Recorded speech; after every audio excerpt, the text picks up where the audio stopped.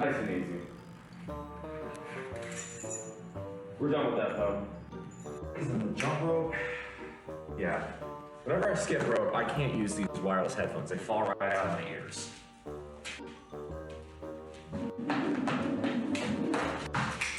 So of course, it would be helpful if I could get the rope itself not to fall out of my hands.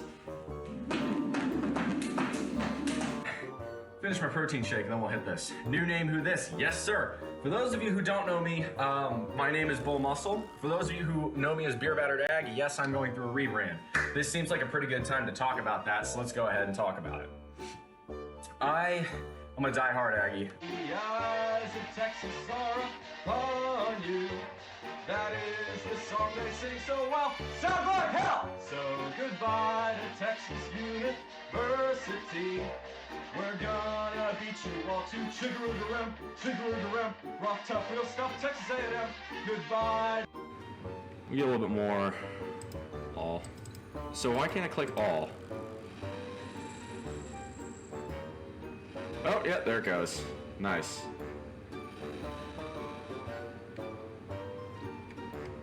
Alright, let's do one more bronze bar. If you adopt the mindset, and this is a quote from Jacob Fisker of Early Retirement Extreme, if you know that guy, 10 points to you. But it's a quote that I find unbelievably poignant in today's era. Spending money represents a failure to solve one's problems by smarter means. Good afternoon, everybody. Yes, I am aware it's Wednesday. Yes, I know this isn't a normal stream hour, but we're gonna have a little fun today anyway. I've decided on a couple of things, and as people come in, I'll explain.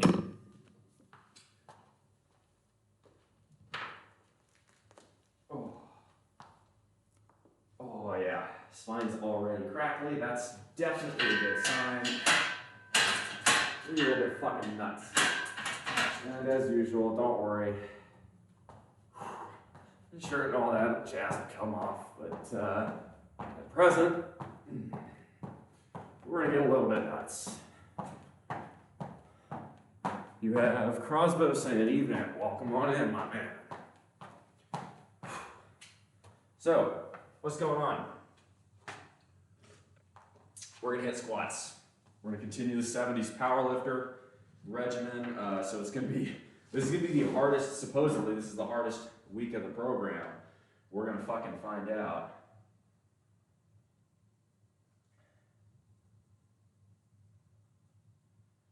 And this is a 2-day. I've already lifted once today, but it was bench, so we're gonna hit up squats. Why am I doing this? I'll explain when more people show up. There's no point in saying it when there's one person in.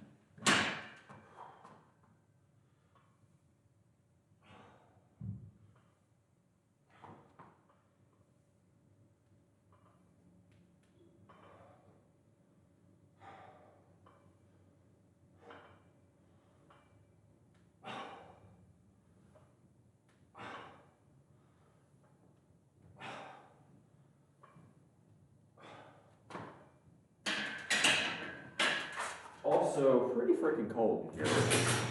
And there's the... He's gonna be confused too. Sure.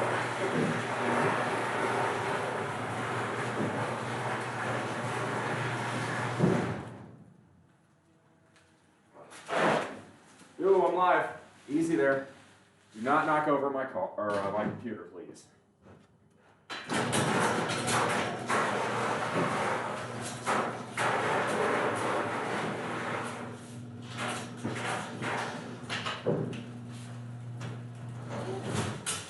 Christmas break, and it is time for 2-a-days. If you're wondering what the hell I'm doing, that's your answer. Here we go. I'm off for the next 6 days. Congratulations.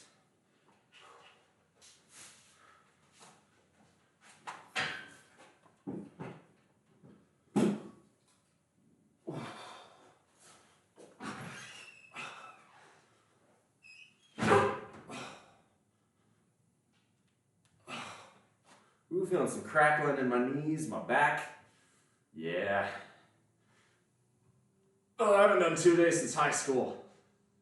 This will probably and really well, really poorly for me. You're gonna find the fuck out. Knock over your computer if you feel like it. My roommate came in hot with her car, and I'm like, bro, don't do that. No, no, por favor. Make me the mofongo. Come on, get out from under there. Bitch, there we go. There's a wire that was caught. It was about to knock something over. I'll knock over your computer if I feel like it. Definitely channeling your cat broiest cat bro energy there, aren't you? I don't even think it hit 50 degrees outside today, so it's gonna remain pretty chilly in here. It's fine, honestly, makes things better. That will mean you need a little bit more time with this on before I start taking shit off. So today we're supposed to be doing 5 by 10 on squat at 70%. It's gonna be 290 pounds. So it's gonna be 2 plates, quarters, 10s, and 2.5s. Did I have that right? Yes. Yes, I do. Ooh, we're gonna have to do it on flat ground then, because the 10s are. I guess I could do 15. I might do one set of. Might do one set with a race to really drive it on the quads. But we'll figure that out as time goes along here. First off, keep warming up. Ho ho ho. Feel jolly with this sweatshirt on. Oh yeah. Oh. My lats are sore, and I did not do that evenly at all. That's really stupid. Let's use clips. This is a squat. Let's not be dumb. We're gonna do it 2 a day. We probably really want to emphasize safety.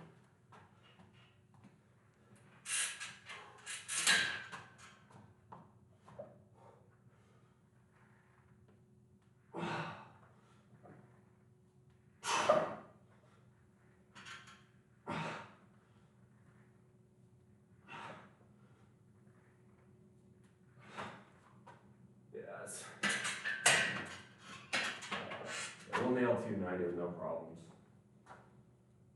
Part of me wants to do 295 for hoops and giggles. Oh, do I do that? Probably. If I do 295, it just gets easier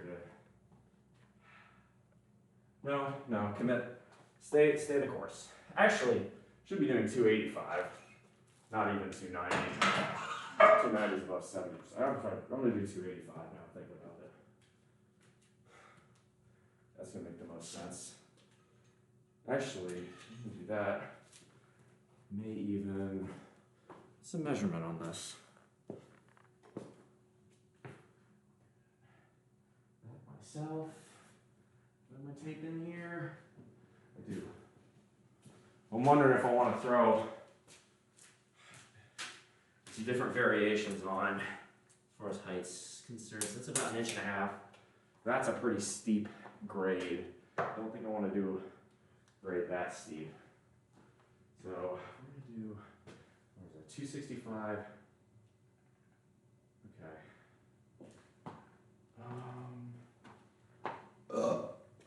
Sorry, y'all, I'm just thinking for a minute here. I think I've got an idea though. 285, so that's 2 inches, that's too big. What if we use, it's a little over 1 inch. That's a bit too large. What if we went with, that's about 1 inch, so 5 pound plates would be perfect. Okay, you got a plan. Yeah, we're gonna go 285 here. I don't want to get too overzealous, it is a 2 a day. I should probably be treating that with some modicum of respect. We're going to start at 285, see how it feels. Now, I can go back down as far as 60% if I need to, but what I can't do is fail at less than 10 reps. So this should be no problem, at least the first set. Y'all see me 20 rep, 320, so I should have no issue 10 rep into 285. That's where we're going to begin. So this is a back view. Should be good for y'all. If it's not, let me know. I am going to switch out this now.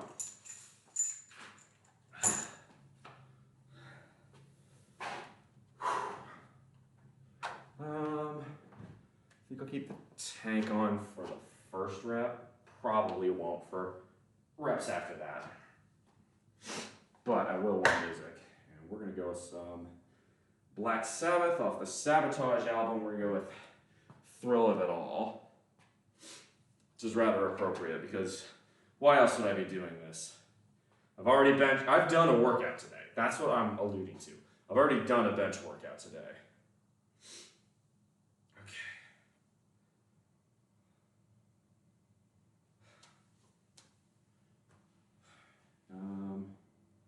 Yes. Perfect. Here we go. We'll do the first one flat-footed, then we'll probably throw the 5-pound plates underneath. I want to get comfortable with it first.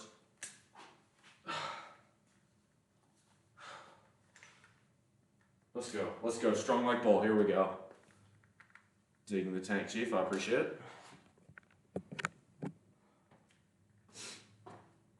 Come on, give me that Black Sabbath.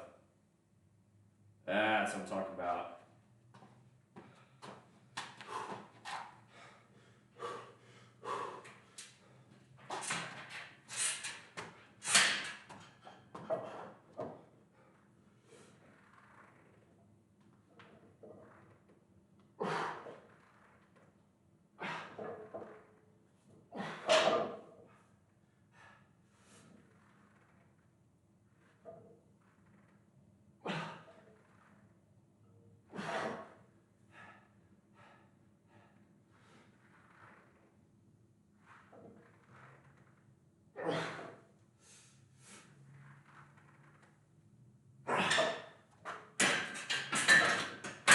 It felt pretty easy. Could y'all give me a depth check on that? How was that? How's the depth looking? Hey, Crash Override, good to see you. Felt pretty easy. I think I'm going to toss some 5s.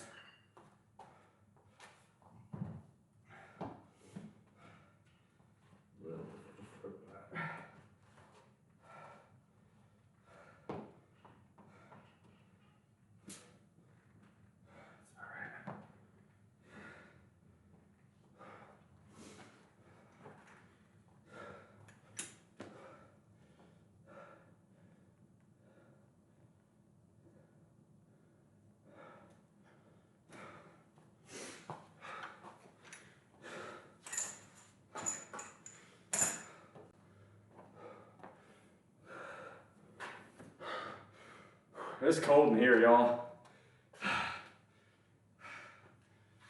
Da, da. Yeah, we're gonna do calves too. Get used to the weight.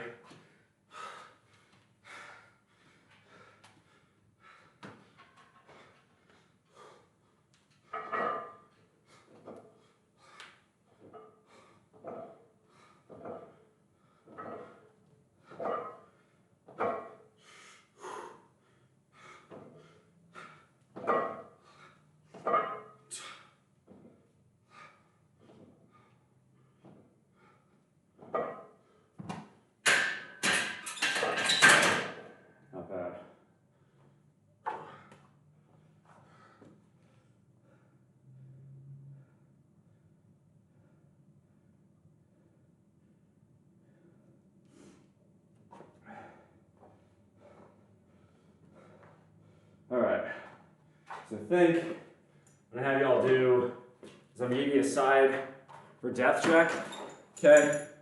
I want y'all to let me know how deep I'm going. Make sure I'm getting parallel. Okay, you'll know what parallel means. This crease to the hips at the tops of the kneecaps. My femurs, right? That's this bone right here. Femur should be horizontal. Y'all know crease the hips at the top of the kneecaps. And you'll know to call me on it if I'm not going deep enough. It's a perpetual fear of mine. I'm really trying to work on it. Hey there, bud. Late workout. On Drew 2 or on Drew 500? Yes. 2 a day, actually. This is my second workout of the day. We did a bench workout earlier, so we're saying fuck it, throwing caution to the wind and hitting squats too. I know this is not normally a time I stream at, but we're sending it regardless because it is Christmas season, and if I'm gonna be inputting all these calories into my body, I'm gonna make it fucking worth it. Is it cut season? No. No, it ain't. It's Christmas time. That means I'm putting in lots of calories, 4,000 a day. If I'm gonna do that, I get my money's worth out of them calories, huh? Okay, so tomorrow, you know, we're gonna hit this. We're gonna hit here, okay? Y'all, please, again, if you can, check my depth. I really, really appreciate it when y'all do that. I mean, I will watch it on the VOD later, but if you guys can tell me in real time that I'm hitting parallel or I'm not hitting parallel, it's a great help, so. A bit further back, and perfect.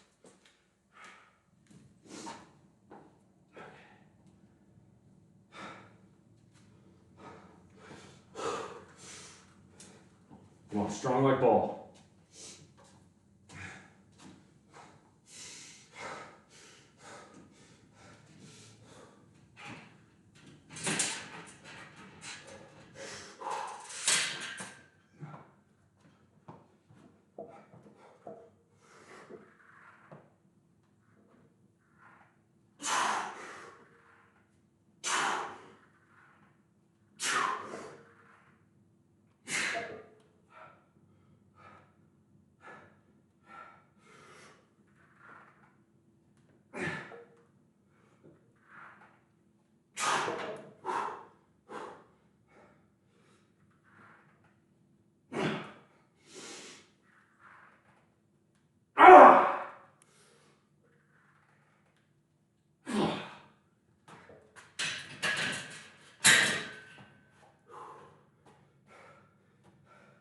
Not bad.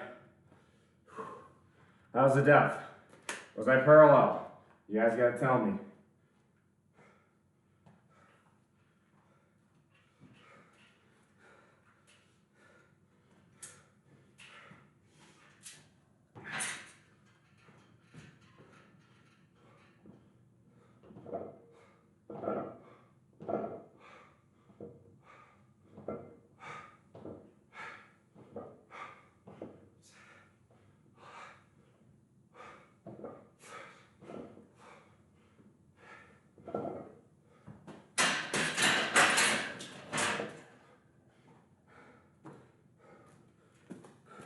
No, I'm not going ass to grass.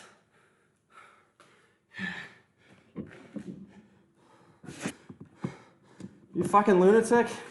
Dude, I'm not doing 285 A to G's on a 2 a day.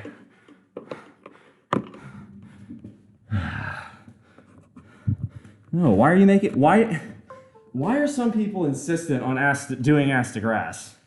There's no reason to do that.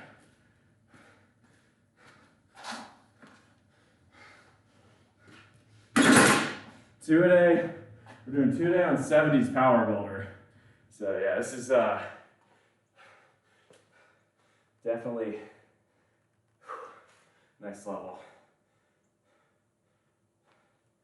Ooh, Crosby sent me a clip. Really, all I just need to do is check my depth. Didn't have to be perfect. Andrew, you fucking sicko. Well, I figure, lab boys, by the way, good depth. Okay, I appreciate that. All right, you guys know what I'm talking about. I'm looking for parallel. That's what really matters to me. If you're not a parallel, it doesn't count. It's just how I view it. You know, for me, those are the deaths that matter. Come on. Okay, Discord's deciding to not work, which is cool. Damn. All right, Crowdswell, we'll look at that link later. Thank you for sending it my way. Big old anvil in the middle of your back. Honestly, it sounds pretty dope. Y'all, if you want to see me jump off of shit in Puerto Rico, go hit up Lab Boys TV there on YouTube. This shit's dope. I'm losing frames and I know why. Spotify, go away. And instantly much better.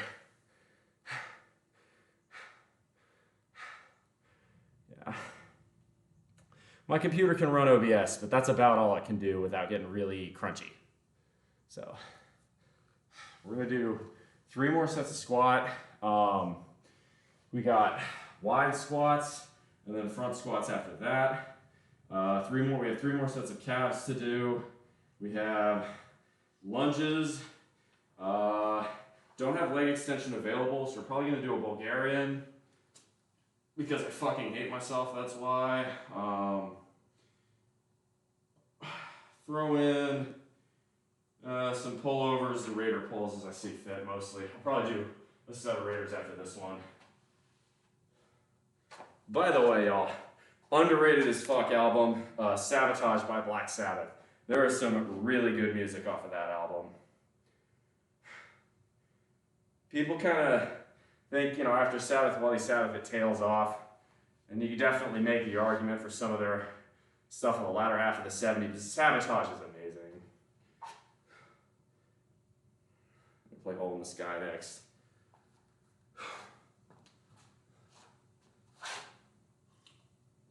I don't know. See, if I was going to get a big anvil in the middle of my back, I feel like I'd actually want to learn how to become a blacksmith. The problem is, right, getting the fumes off of molten metal is pretty carcinogenic. I've never been much of a welder, so I feel like my true in real life smithing ability is kind of going to stay pegged at 1. All right, 3rd set. I feel like I'm moving a bit quicker today than I have in other workouts, although that could be an illusion. I've only done 4 sets, so probably is an illusion.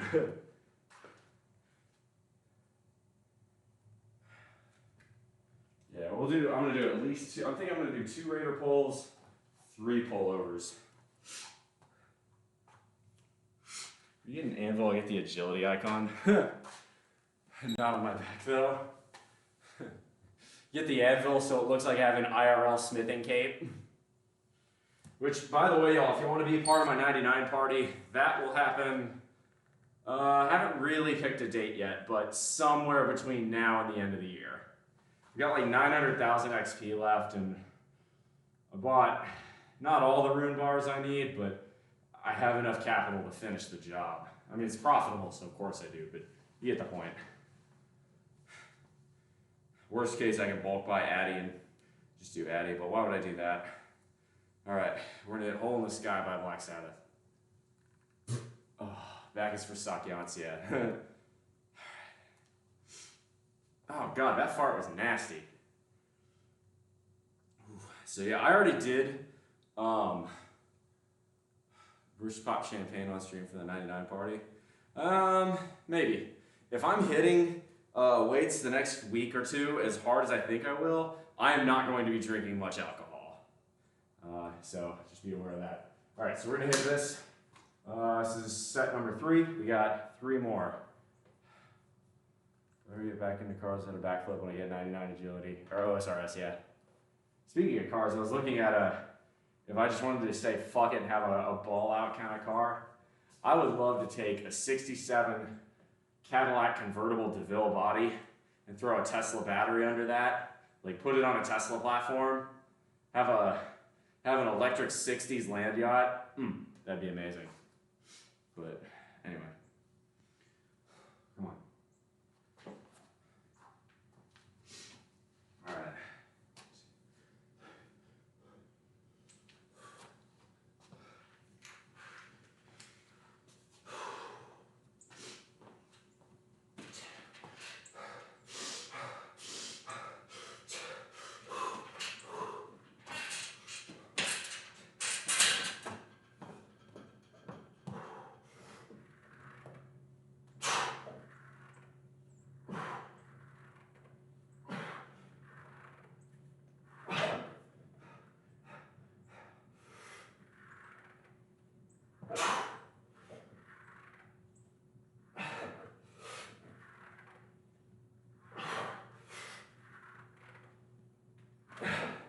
Come on.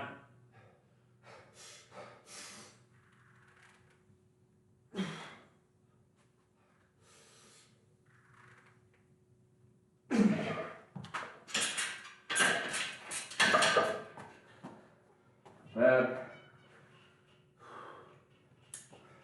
Raiders.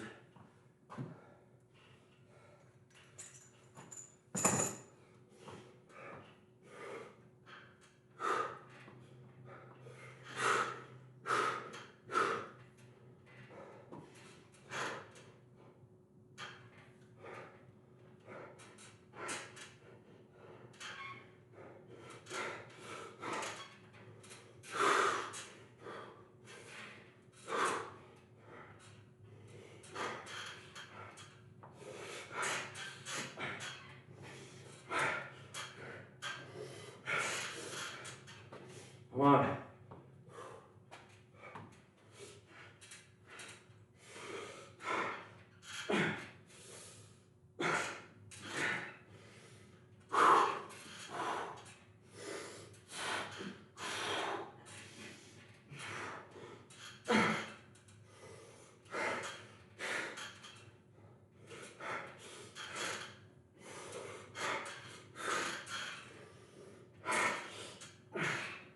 Nice. Oh, I feel that in my breastbone. So my chest's already sore from the bench day. I feel that right in my sternum.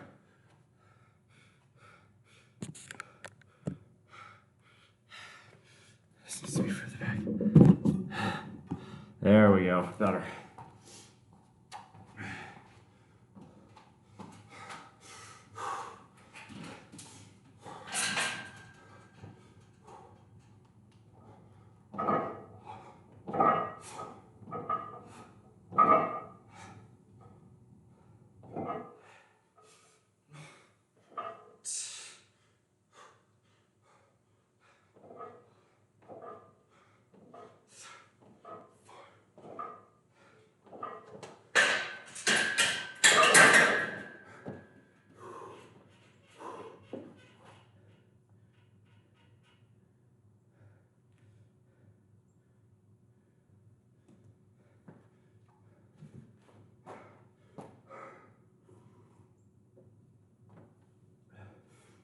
All right, it's 3 sets down, 2 to go.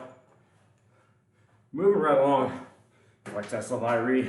Oh yeah, I am investing in Tesla. Well, I mean, I am by the default S&P 500, but I don't own any individual shares.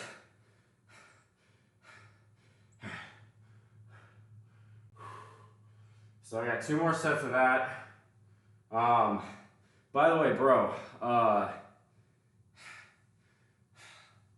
you may note that I've got 2 little 5-pound plates down there. They're not huge. They put my heels up just a little bit, the same way, you know, a squat shoe might. And to me, they definitely help with knee mobility, ankle mobility. Make it, I feel like my spine's a little bit more vertical. Put a little bit less strain on my lower back. You may find you're a fairly tall dude, it's useful. I don't consider it cheating on the count of, well, anyone could do it, and the weight is still going down just as deep and up just as deep. So I don't see a problem with it. If someone has done research on that, I know Super Squat says you're best off doing it with a flat foot. I get that, I do. But it says it's permissible to do this to, you know, try to make it minimal, but so that's sort of where I'm at. I may take those away, really make it hard on the last set. That's actually a good idea. I'll put it on a side profile and do it flat for my last set, because I didn't get that yet. Take a minute here and see what the clip was. Crossbow sent me. I want to see what my form looked like. I want to see what my depth looked like. Yeah, it's just about parallel. 3.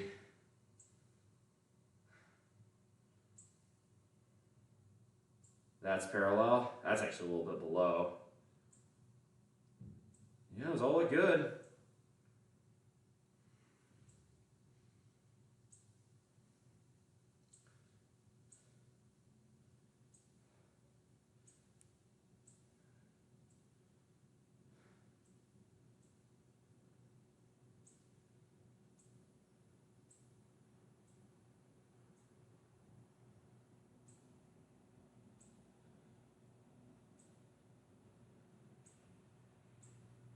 Little bit of butt wink. I actually went a bit too deep, I think, on the last one. Hey, Dodge, good to see you. Yeah, we got a small audience in here today. That's kind of what I expected. Part of me was thinking about just putting this on my Discord and letting whoever showed up show up, but decided to send it on Twitch. I doubt people come in, but I'm not really expecting a massive audience. So, heard good news about A&M today. I've seen good news. I've seen bad news. Evan Stewart's out in the transfer portal. There was one of the O linemen that has decided to come back instead of explore the portal further. We got a 4-star flip from something else. Number 19 class in the nation on signing day. So I have two feelings about that. One is it's nowhere near what we were getting recruitment-wise under Jimbo. But the other flip side of that is all that talent by Jimbo did not translate into on-field success. So what does it matter?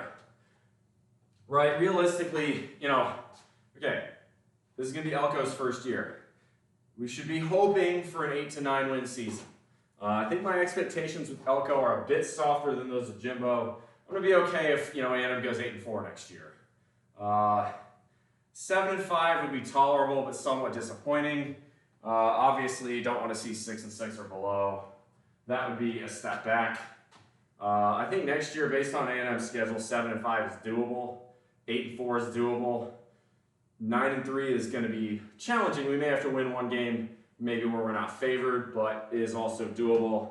I don't think 10 wins is particularly realistic next year, but that's just my opinion. All right, this is some Alice in Chains to do the 4th set. It's cooling off pretty rapidly in here, so. Carolina's number 20. Given that y'all were 5-7 this year, a number 20 recruitment class proves that Beamer's got the right stuff going on. But with Carolina, man, did you get O-lineman? That's all that matters for Carolina. Like, number 20 doesn't mean dick unless you guys fix your porous offensive line. And yeah, I know injuries decimated that particular unit last year, but oh my goodness. Look, Spencer Rattler could have had a Heisman caliber season, and due to that horrendous offensive line, it did not happen. Schedule, yeah, South Carolina's schedule is fucking awful. I think the only schedule that objectively is worse right now in the SEC is Vanderbilt's, which is really, to me, that just seems like a flagrant middle finger from Birmingham. I don't get why, but I'm trying my best not to care about college football. I'm failing. All right, let's do this.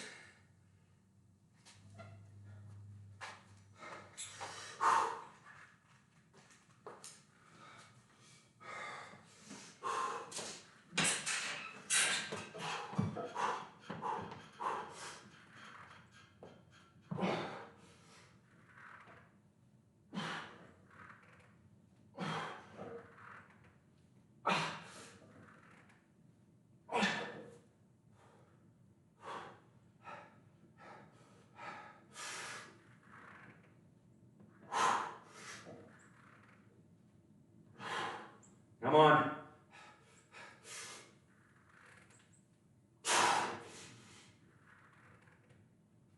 It's too low.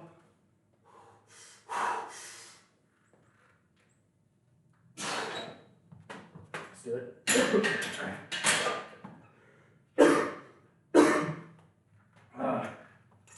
Swallow some.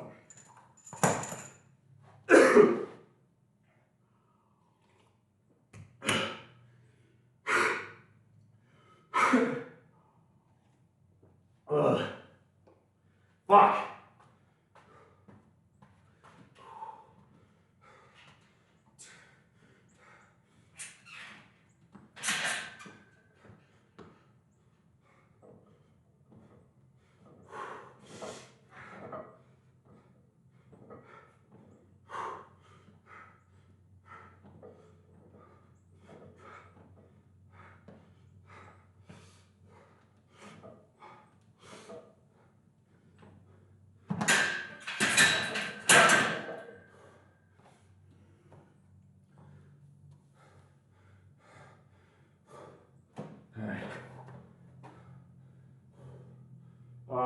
legs are already killing me.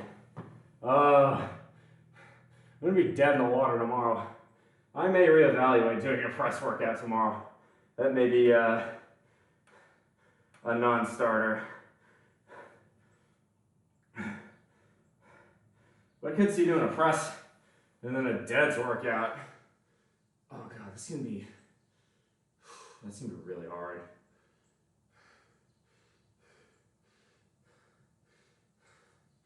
We'll see. Let's see how we're feeling. If I wake up with that dog in me tomorrow,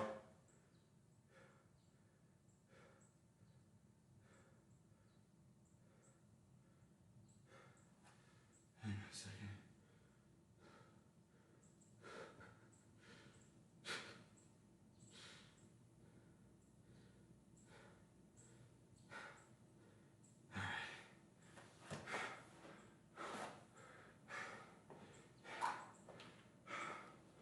I got one more set of this.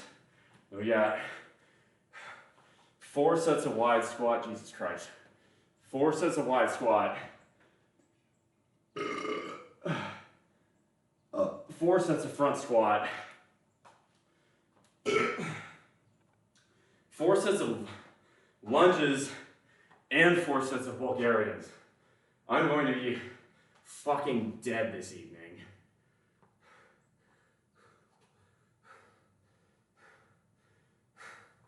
All right, but for the final set, I am going to go flat foot, and I'm going to put the camera on the side angle, and I want to see what the difference is.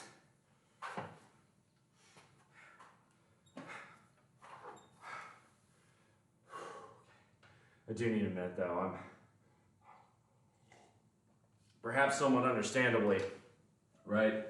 I've done 9 total sets. I've got quite a ways to go. I gotta pace myself. If I get hurt now, that would be the worst possible fate because I'm out of commission for the Christmas break. So we do not want to get injured. That's more important, you know, than completing this workout quickly. By the way, Dodge, I'm gonna let you make the command decision on lifting or on meals tonight. If you're lifting, that's cool. I'll finish the stream on a faster note, come in and cook. Oh, we were supposed to do air fryer chicken tonight, but air fryer chicken is still frozen unless you took it out, and I'm pretty sure you didn't because I looked in the fridge. So looks like Ravs is going to be it, no matter what we want. That kind of narrows that one down. All right. Yeah, so we got this bad boy. Yeah.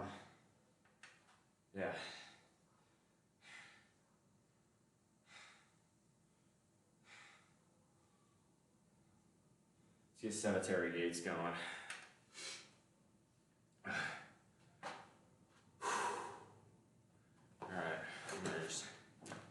Lay down on my back. Let it decompress for a moment.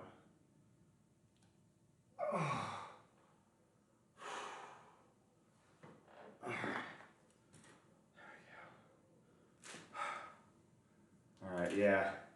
We're gonna be okay. We're gonna be alright. I'm gonna crossbow clip this. I'd appreciate it if someone else clipped this for my own posterity, my own knowledge. This is our 5th set, 285 pounds. This should go up pretty easy. This shouldn't be that hard. I'm definitely gassed, but I'm gonna be all right. Strong like coal. I'm pretty warm now. What's weird is my triceps are cramping, locking up a bit. Lats are sore. A lot of the rest of my upper body is like, what the hell are you doing, man? Why are you? We haven't done 2-a-days since high school. Anyway.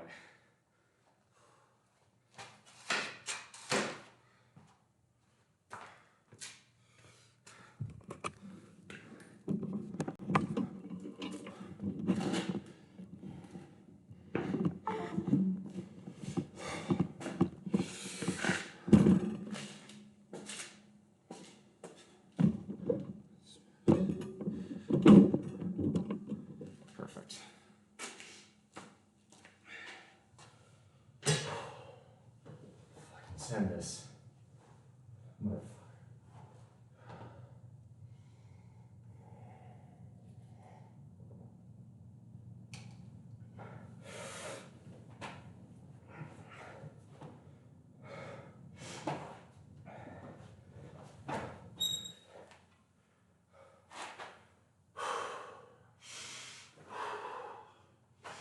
Here we go.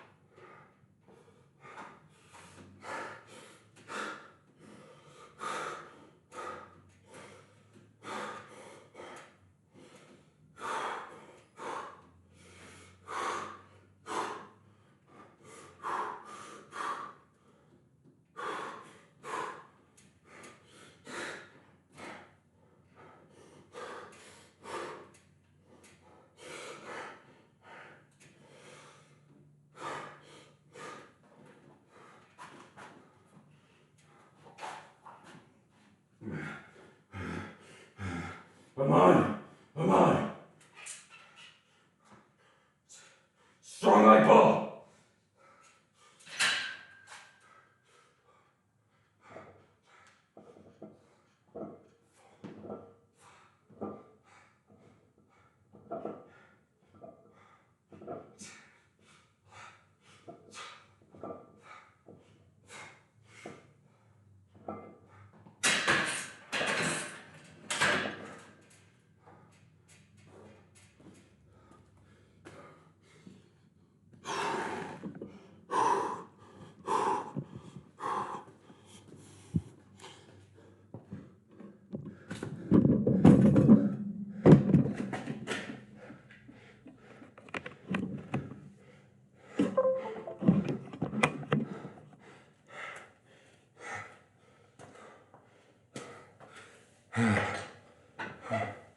Puerto Rican Ashley, good to see you.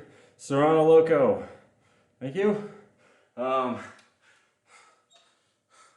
Criminal, thank you. Welcome on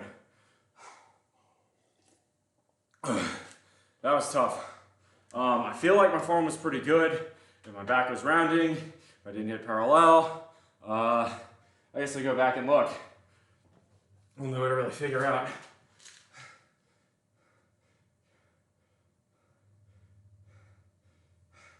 All right, so now we got wide squats. We did these at 225 last time. We have an extra set to do. I think we're gonna stick to 25 for today. Seems like a more reasonable enough option. I'm gonna start there.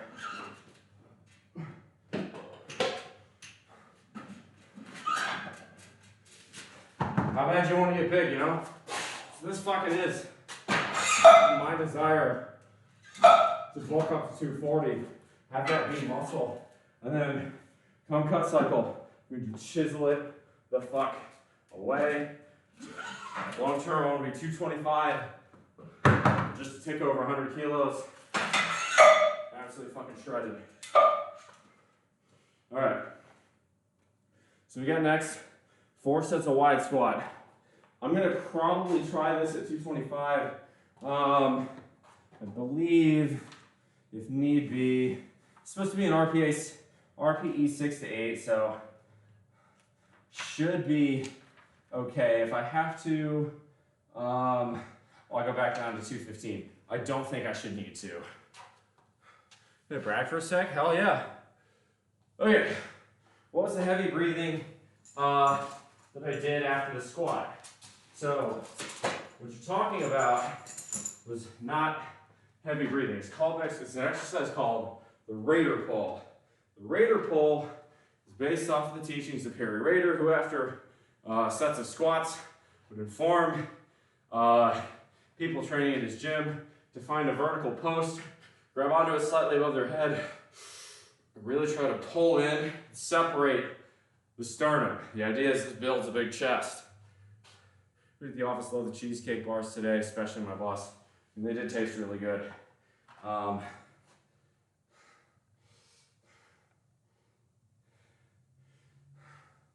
For sure. All right, so we got 4 sets of wide squats. We're doing that next. Make sure we got the right weights. That's 225.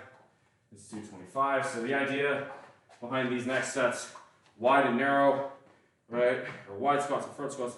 Wide squats gonna force us to really go with wider range of motion at a mechanical disadvantage to the conventional squat, which is why we're going lighter weight.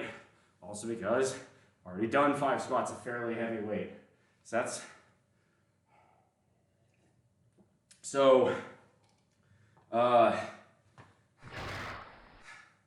Alex Bromley's 70s powerlifter, which is what I'm running right now, recommends to do, this is week 3, in effect, week 3, workout 1, we're being the 3rd week on the first wave, at 5 sets of 10 at anywhere between 60 and 70%. So my max is 410, this was 285, so that's 69.5%. So definitely trending towards that 70 range is really what I want to do on account of, right, I did my maxes beforehand, but I want to finish this workout stronger than I started it. So if I'm doing my maxes, I really want to push the upper end. If I push the upper end, I'm more likely to have higher maxes at the end is what I think.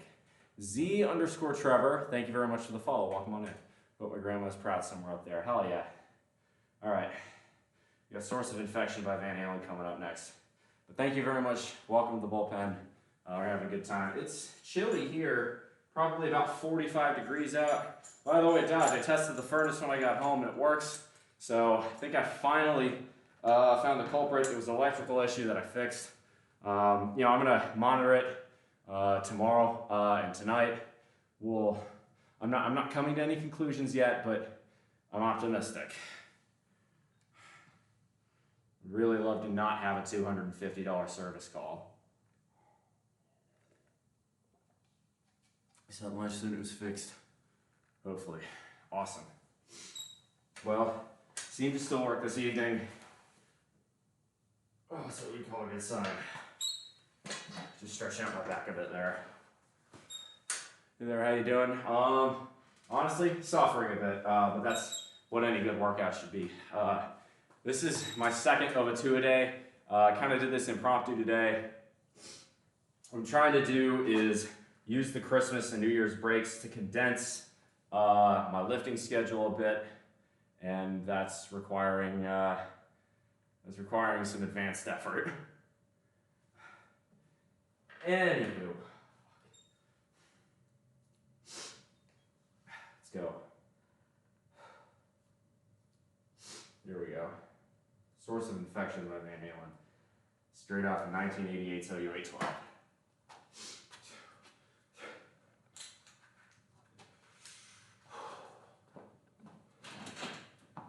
We go high bar, wide stance.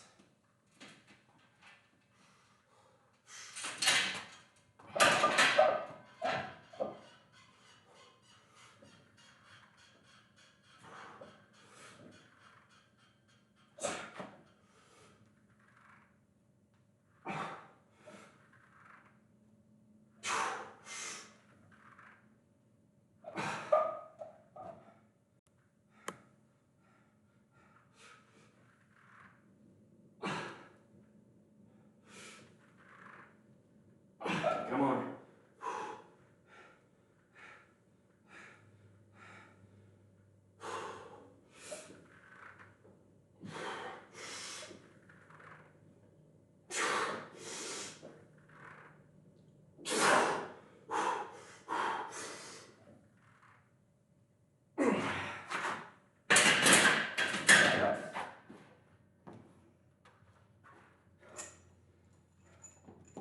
Not bad.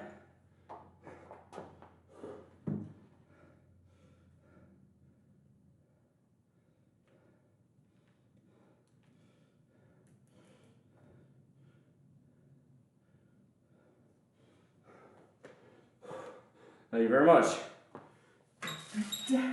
Can't get away.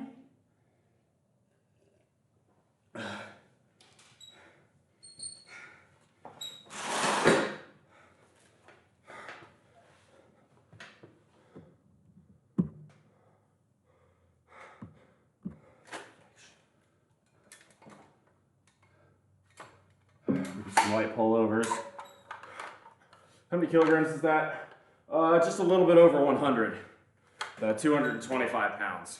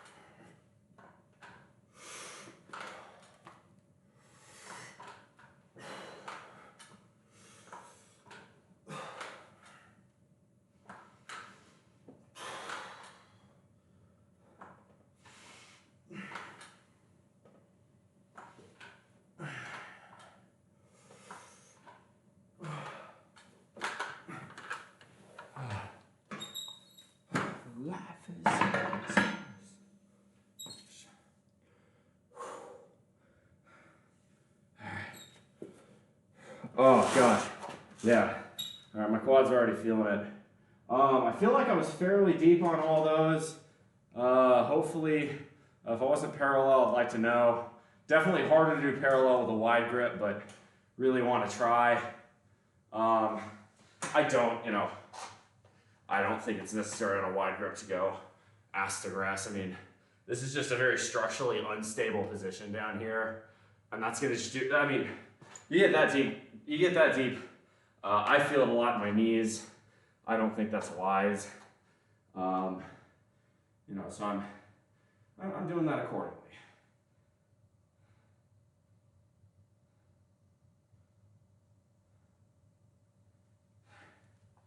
So we got, about 3 more sets of this, and then front squats.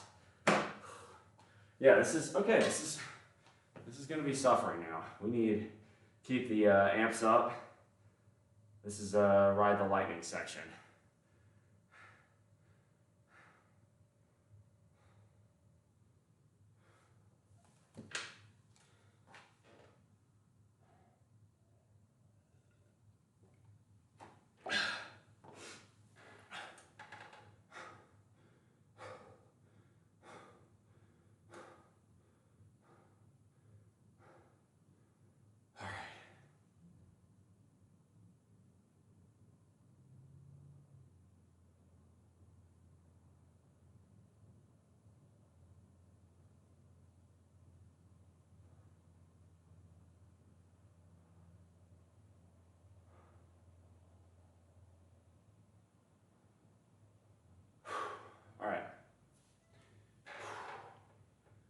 It's opposite right of the lightning. Oh.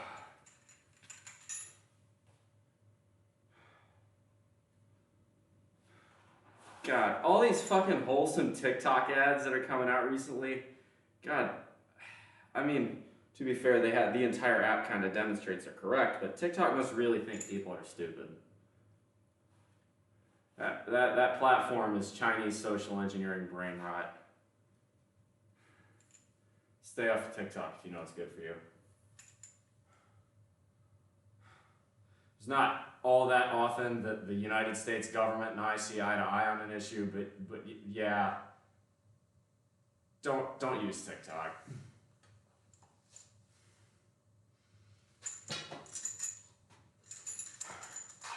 Come on, strong leg pull. Set 2.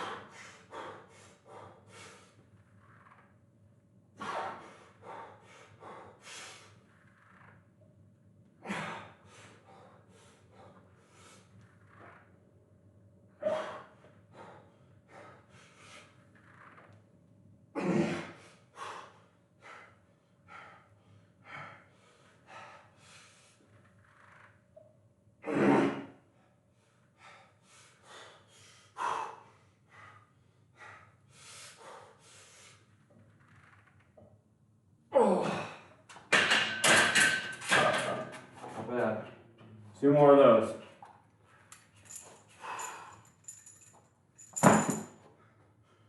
For the sun to flick the switch of death, it's the beginning of the end. I'm chilling cold as I was death and bold. Consciousness, my only friend. The strength will be. What am I doing here? Flash before my eyes. Now it's time to die. So a week ago we tested out music on the stream.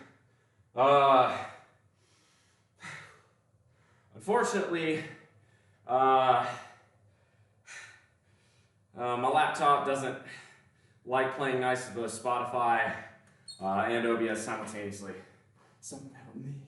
Oh, please God, help me. They're trying to take me away. All right, I'm gonna do a third and the fourth set of this. What did I do on front squats last time? 190? Yes. I think I'm gonna stick with 225 and 190 for today. Given that today's a 2 a day, CNS is already pretty banged up. Seems like the wise move. Hey. Good to see you, Big Red. But you know, this is extra even on my level. You know, hitting 2 different sets, like 2 different hard workouts in one day. You know, I would say this might not be something you want to do if you're a beginner, but that doesn't mean you shouldn't give it your all.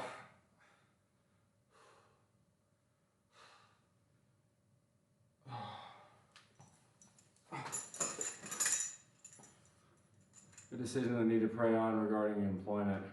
Oh shit. Well, that makes 2 of us.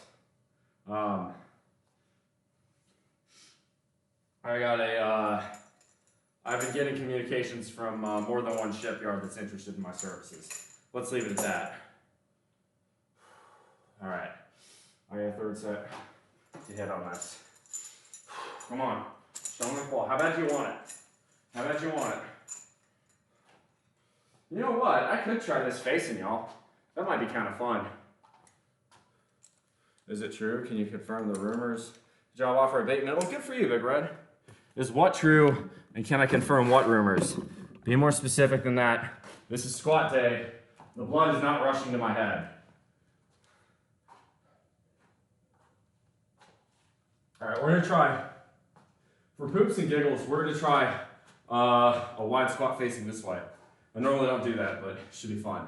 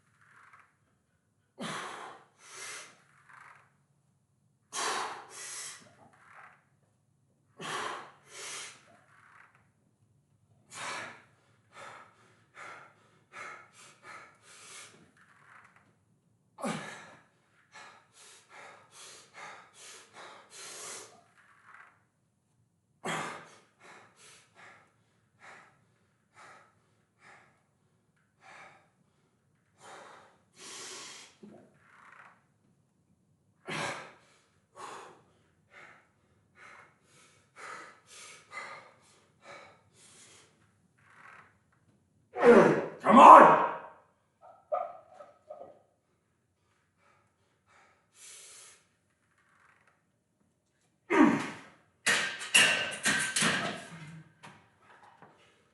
Flash before my eyes.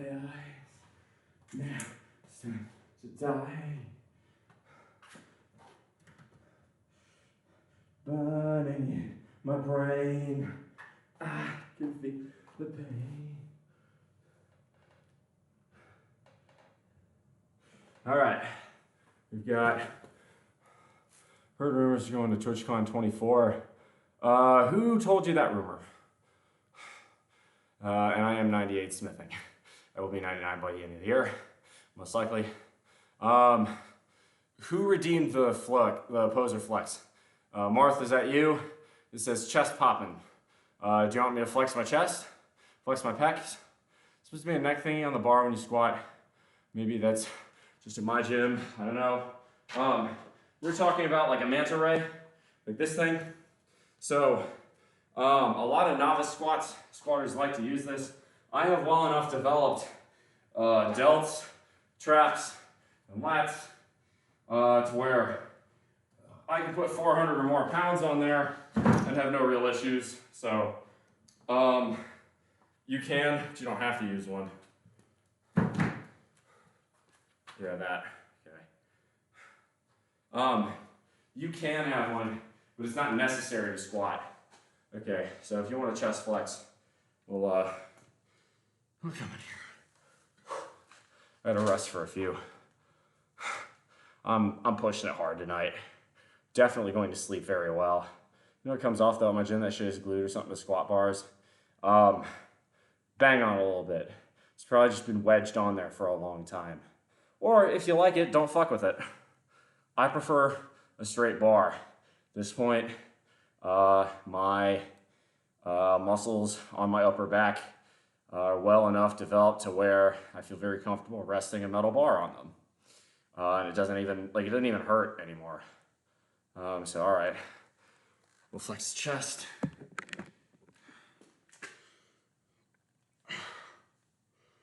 Whew. Oh God, that's cramping. Here, you can't do this. This is a party trick.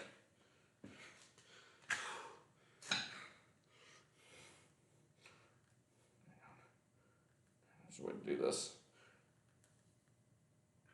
Yeah, baby. Oh yeah, that's right. Ah, ooh, cramp. Ah, fuck. I forgot how painful that is. I already did bench today. That hurts so bad. Oh God. Titty cramp.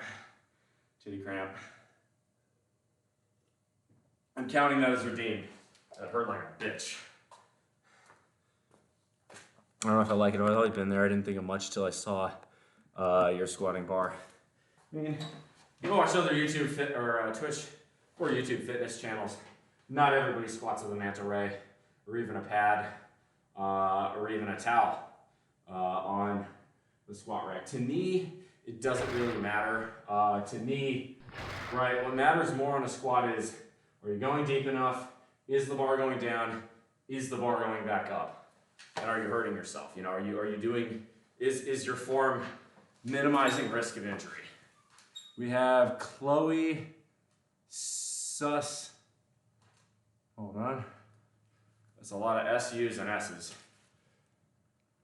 Chloe Sassoose. I think I got that right.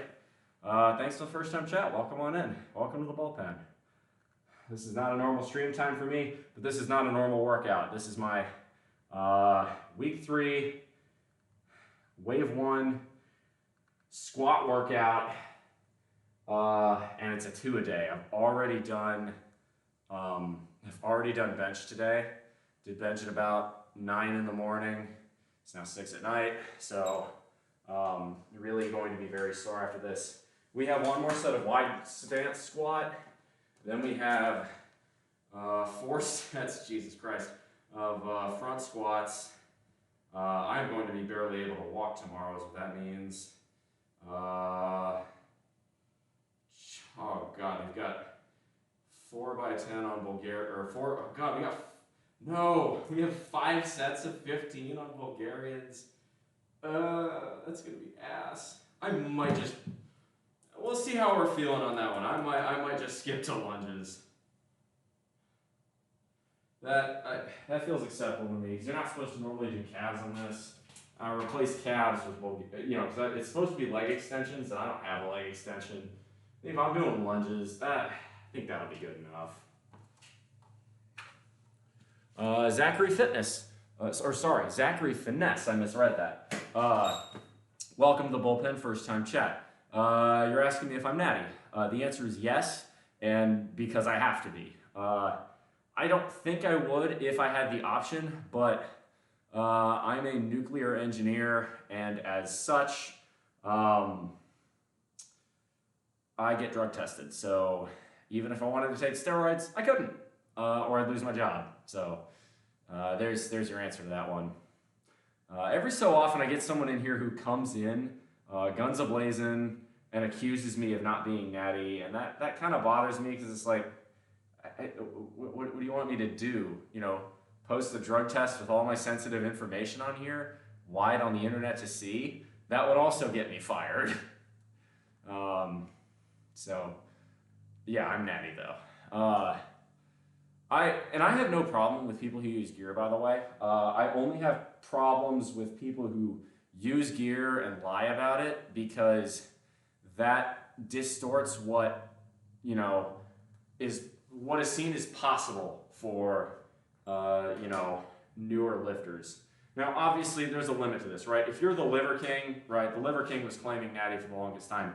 That guy was on some fucking rocket fuel. Like, if you thought the Liver King was natty, that's kind of on you. But otherwise, you get the idea. People who smoke cigarettes while working in nuclear, but the government draws the line at marijuana. It's a damn shame. Yeah, you can drink alcohol, you can smoke cigarettes. You can't even use CBD, even though CBD is legal in all 50 states. You cannot use CBD if you are a nuclear industry worker, or at least not in my section of the nuclear industry. Some guys can crush an apple in between your pecs. Do you have the ability to do that as well? Why would I waste a good apple on that? Maybe if the apple's rotten, I don't know. I feel like there's not a big enough gap in my pecs to actually fit it there, because this is a fairly narrow crease. Chloe, your training looks exhausting. Yes. Hard work is a big fucking part of my success. Really? It is December 20th and there are still fucking mosquitoes in my garage. Do you keep your chest hair? I have never shaved my chest once. So what kind of honestly sad little amount of hair is on there is just kind of what's decided to grow. Dinner's chilling in the fridge. Chilling in the fridge. Boyfriend is considering getting laser hair removal. I don't really have much to say on that account. But Zachary Finesse, good to have you in here. By the way, Chloe, Zachary, y'all two are both new. Y'all came in one after the other. How'd y'all find me? Just out of curiosity. I know Twitch has had a lot of upheaval around its TOS and putting labels on, and how channels with content warning labels get pushed in the algorithm, so I'm really curious to kind of get a little bit more data there. Anyway, let's get Nazareth. Let's play Miss Misery. Good old 70s dad rock. It works. Oh God, this is miserable. I'm loving it. I mean, I'm suffering right now. In a way, I haven't really suffered yet on this program, so I'm really happy. So maybe 2-a-days is the answer, which I feel like there were some dudes who in the 70s actually did that shit. Roger Estep and, obviously Arnold and Bill Kazmaier and the rest of them. Now, of course, a lot of those guys were on, well, the equivalent of, the 70s equivalent to steroids. I mean, a lot of steroids used back then are, they were very effective, but they were pretty obvious and a lot less scientifically researched. The 17 study of some rare biology, air from the neck and shoulders down the team medication, air to grow for the neck and shoulders up. Dude, that sounds like a blessing. Dude, body hair is not, I'm not a huge fan of body hair, personally. I've thought about shaving this, but I've just been kind of fucking lazy and haven't. I don't want, I like that I'm relatively hairless. I feel for some, I know it's a lot of dudes from like the Middle East, Turkish, Iranian, Afghan, they grow a ton of chest hair, and I feel like that would get really, really hot. You know, if you live in a place like Turkey or Iran, those are usually not cool places. So I feel for them. Cut from 20. Okay. This must have watch the viewers also watch section. Respect the honesty, bro. Interesting. When you say a small cycle, hopping on a small cycle. First off, 20% to 12 body fat in 6 months is excellent. Well done, you. That is a cut cycle well executed. I hope for your sake that you're not on the cut cycle right now. We're 5 days to Christmas. If you're cutting in December, you're a real one. Like, I respect it, but that just sounds like practicing pain. Christmas time is when, I am presented with cookies and milk and eggnog, and no, I don't want to cut in December. It's like one of like 2 months here that's actually cold, so why wouldn't I want to bulk and feel warmer as well? Just seems like, Anyway, I gotta get another set going here, so here we go. I think I'm gonna do this one, there we go.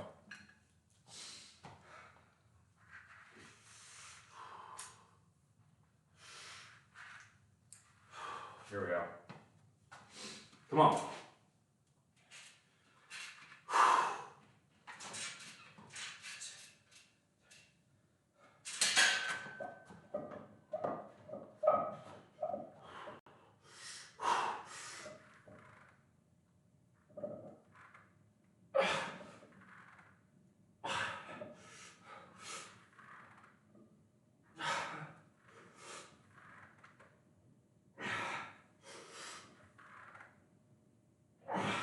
Come on!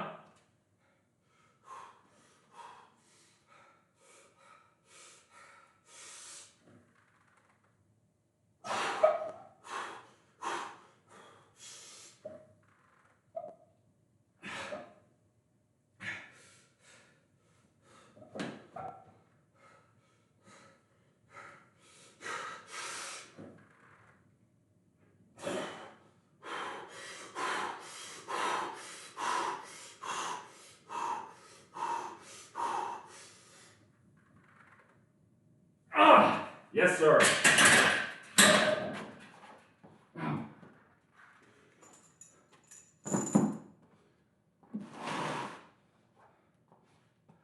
Pullovers. This is straight out of the 60s.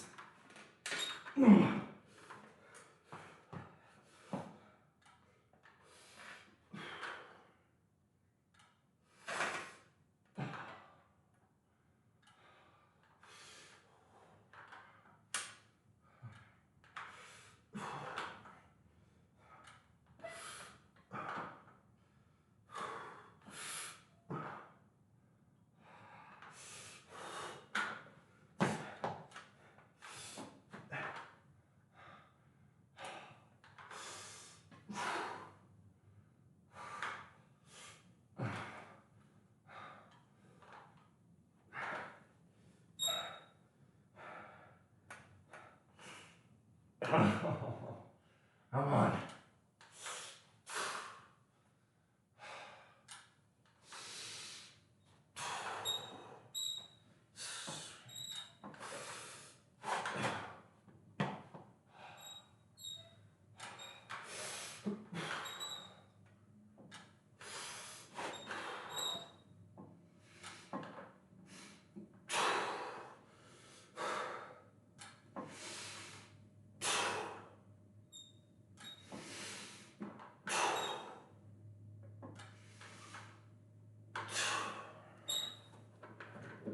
God above.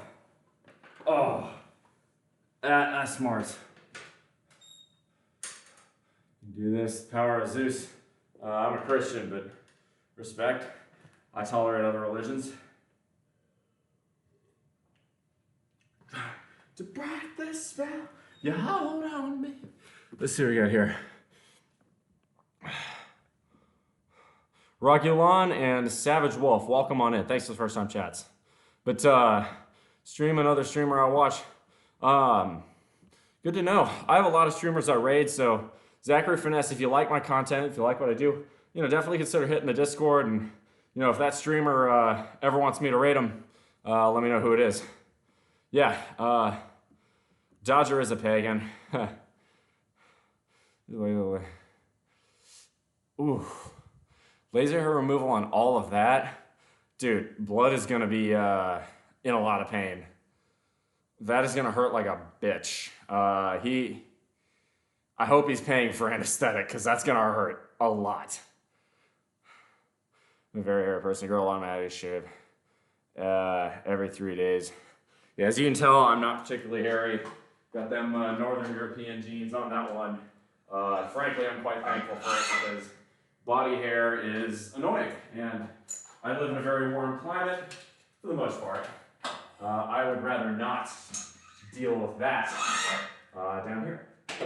So, all right, we are done with wide stance squats at 225. We now have front squats at 190. So we're gonna throw on our 25s. The 125, 175, our 5s, or 2.5. United States supposed to go off for this, but this is RP 6 to 8. So the end of every set should be having, between 2 and 4 reps left in the tank.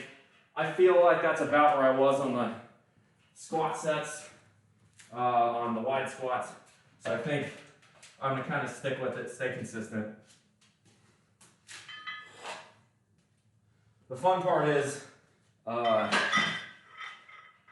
once I get through this week, this and the next 3 workouts, they're all going to be the highest volume on this entire program. So these are going to be the highest volume days I do for the next 15 weeks.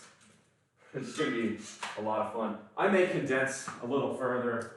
Let's see, 25, 75, 85, 90. 25, 75, 85, 90. Awesome. So we'll see. We'll see on that one. So now we got front squat. Every 3 days, Jesus, why don't you just use nair at that point? It's quite painless. Doesn't Peter got, That's actually interesting. There's certainly some places I'd consider getting it removed. There's one place where if you're a southerner, you already know the place I'm talking about, and I don't even have to say it. But hair down there is distinctly unpleasant, especially when it's humid out. All right, so we got 4 sets of front squats. This is 190. This should be fairly easy. I got a 10 rep it. Now I'm gonna throw on some Molly Hatchet, I think, is where we're gonna go from here. The question is, which song? I'm thinking Boogie No More. Hey, Raguan. Sorry, I feel like I'm saying that wrong. Raguan.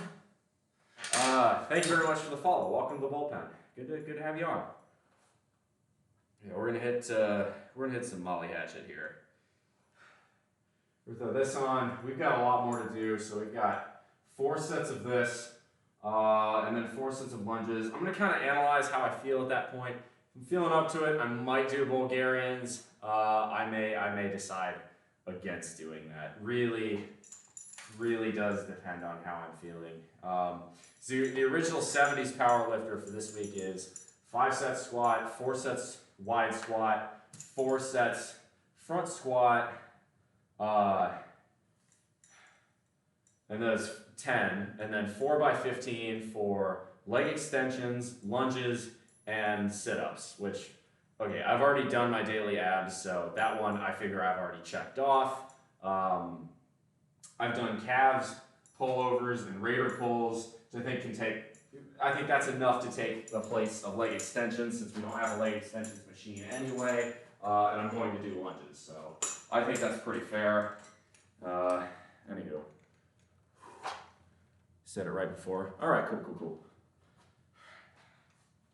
Let's do this.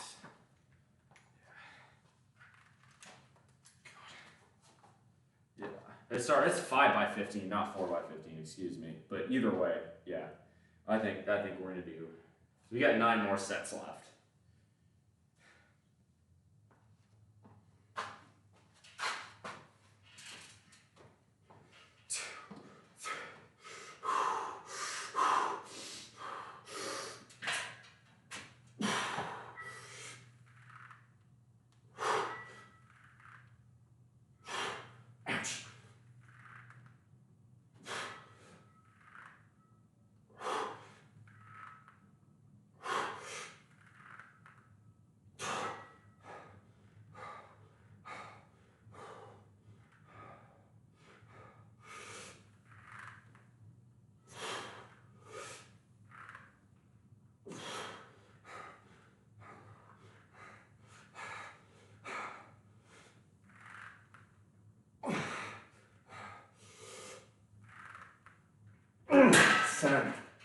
That is not easy.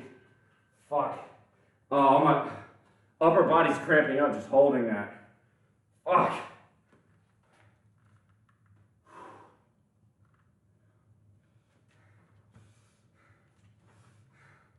I may take that down to 185.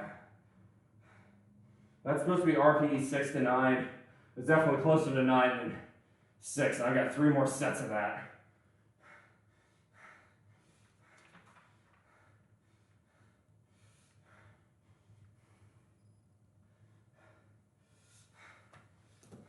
Actually, I know what I'll do. I will, I think, try a couple of these plates. Really work on that quad activation. That's probably a good idea.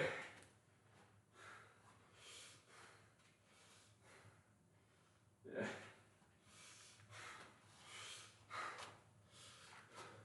It's a beautiful set. I appreciate it. We got 3 more of them. Fuck, I don't know how the hell I'm gonna do 3 more of those at 190. That's gonna be really hard. Okay. All right, Alex. Mr. Bromley, your 70s powerlifter is finally coming into its own. Took me to have to do 2-a-days to make me feel it, but oh yeah, I'm feeling it now. I definitely feel like I'm going slower in my sets than probably most lifters are, but I'm also presenting extreme, and as such, it means I'm having to do a lot more talking, and that's gonna make it harder for me to recover my lungs, so.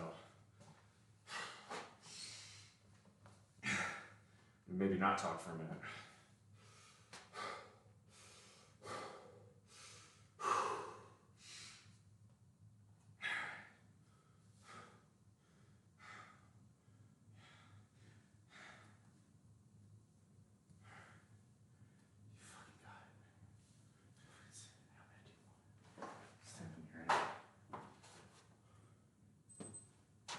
Ooh, 43 in the air.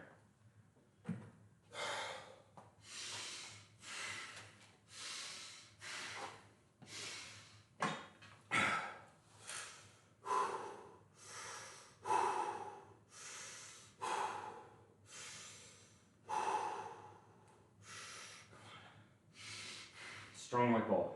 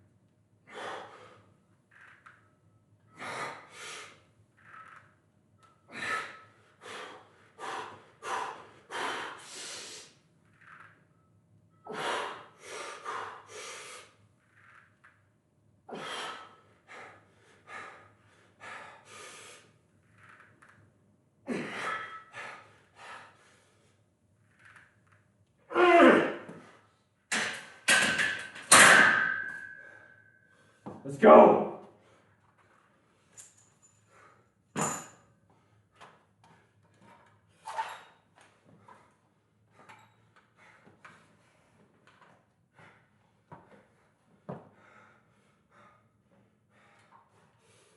Oh, my ribs.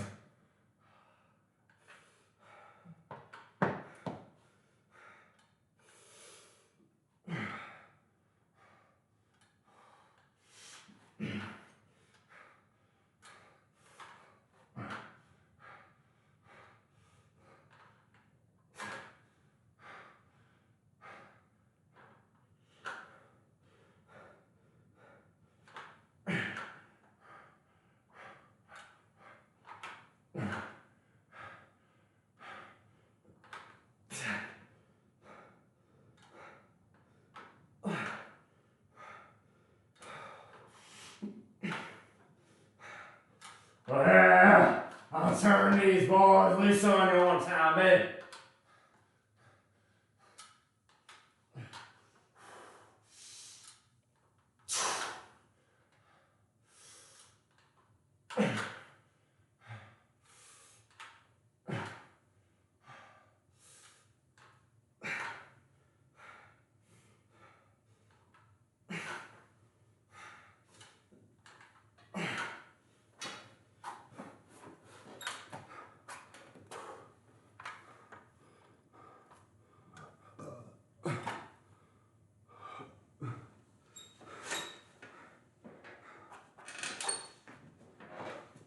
Hey, Dodge.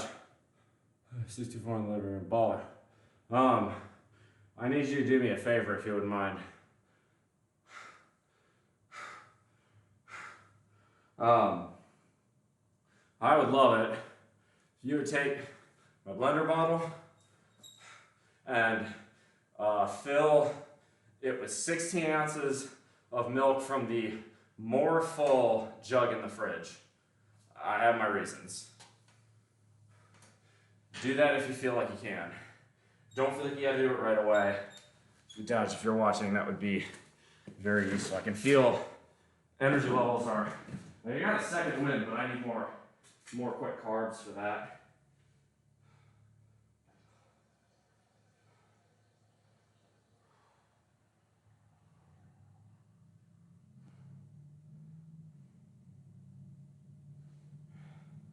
There we go.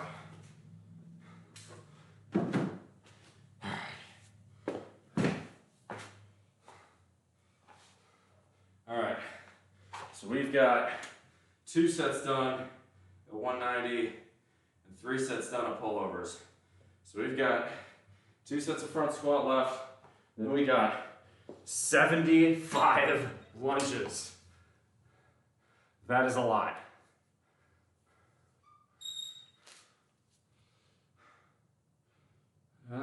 What did I even do lunges at last time? I think I did it with dumbbells, and I think, honestly, I'm gonna do it with a barbell this time around. I did dumbbell lunges with 50-pound dumbbells, so I think we'll do it with the bar in place. Okay.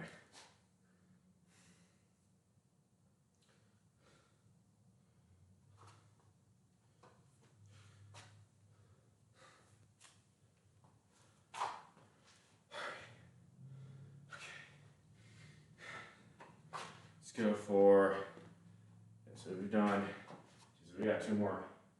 We got two more. After Christmas, I was looking, find out foot long, so I discontinued teriyaki chicken.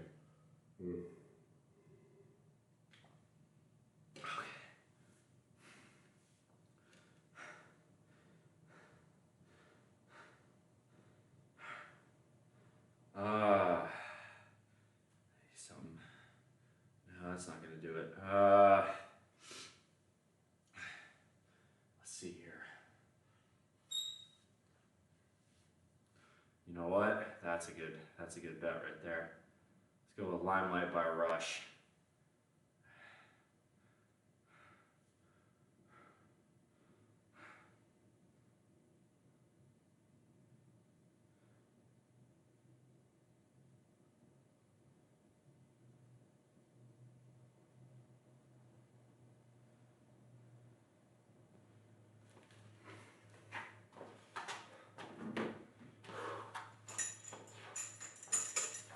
Maybe to keep the 75 or 0.75 inch plates out, probably a worthwhile move.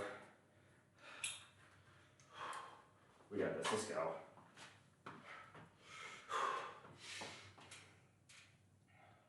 Come on, strong like ball.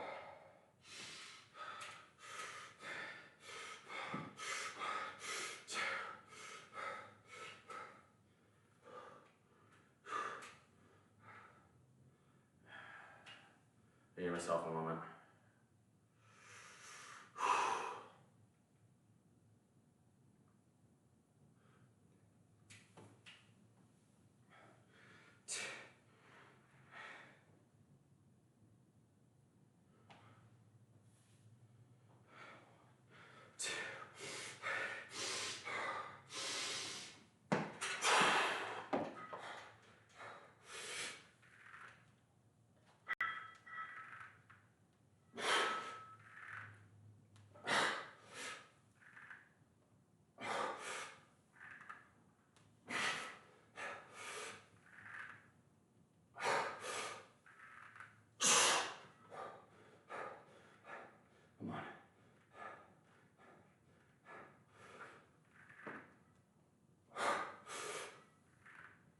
Come on!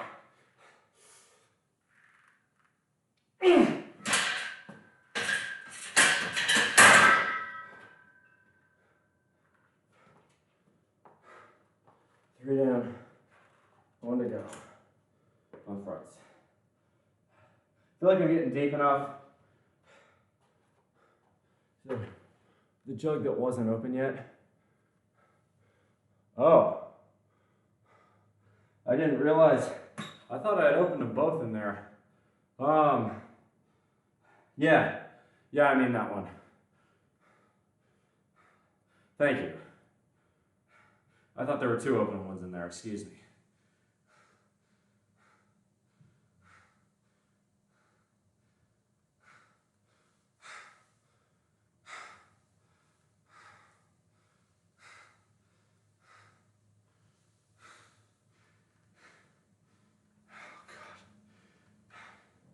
Yeah, starting to get a little bit of a headache. I think this is a lot of stress on my central nervous system. We'll see how I'm feeling tomorrow. I may end up resting tomorrow. I don't know. I might hit press. If I hit press, what's that gonna look like? That's gonna be 5 sets, shoulder press, 4 sets behind the neck, 4 sets of,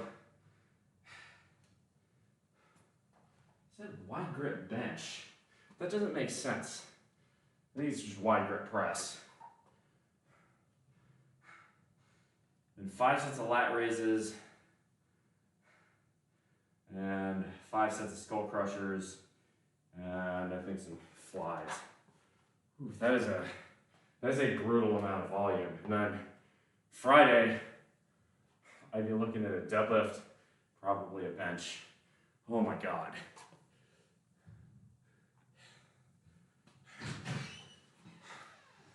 Thank you. Yeah, Need a little bit more energy. Thank you very much.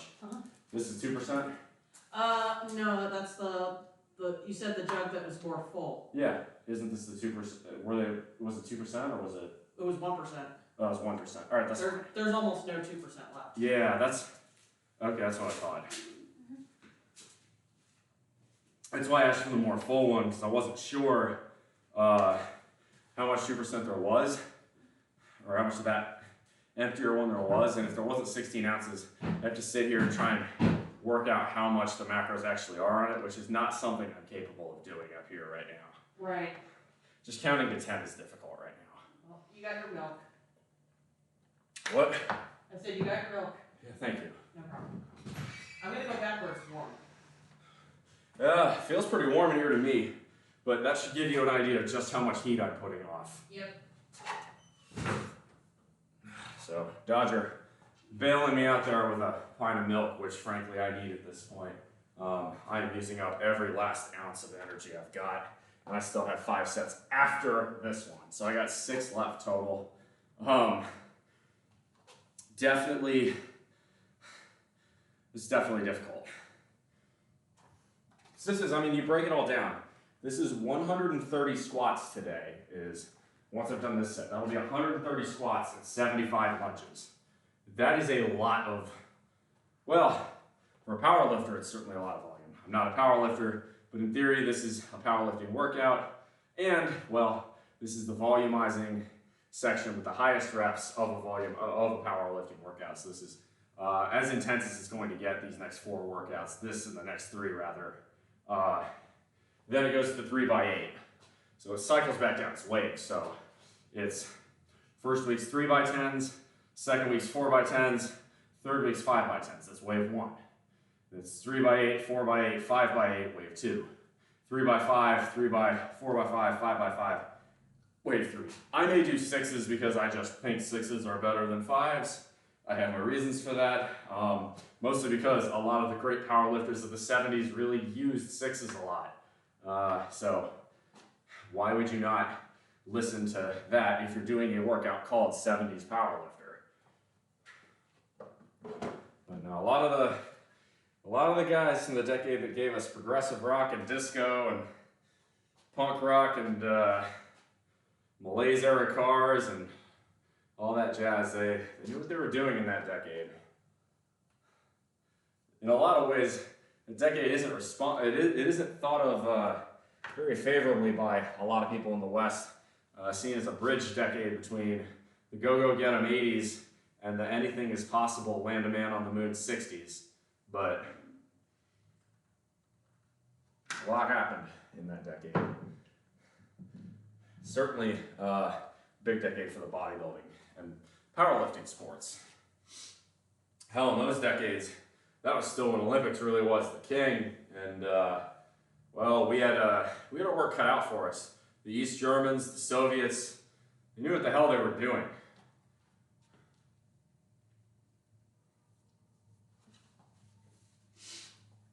All right, I got one more set of front squats. Watch you while doing my workout. Cool. All right, I need to breathe.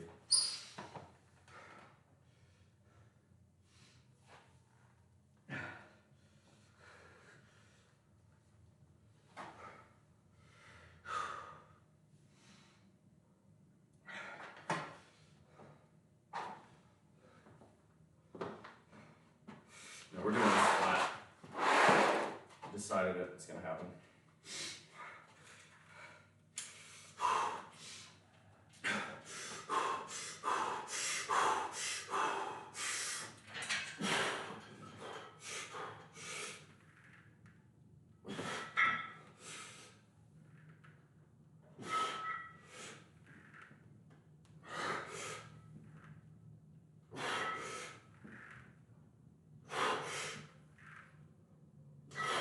Come on.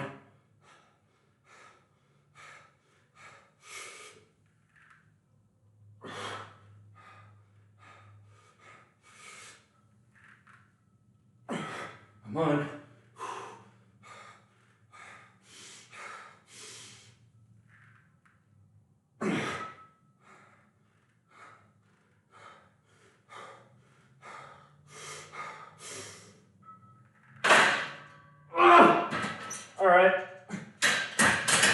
hit the railing a bit, but I'm gonna go ahead and count that. Fuck me sideways. Ouch.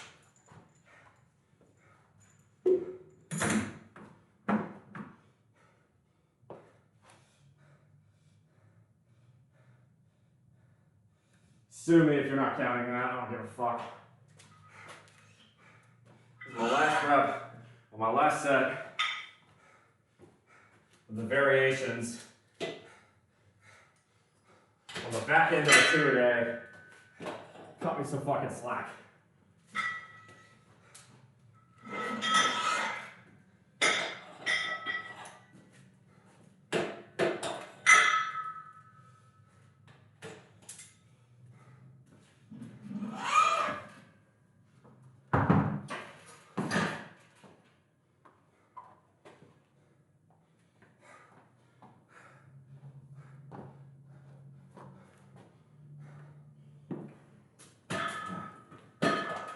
No, this is I'm pushing myself harder than I normally do today, for sure. I'm definitely getting my fair share of suffering in this evening. Now we lunge.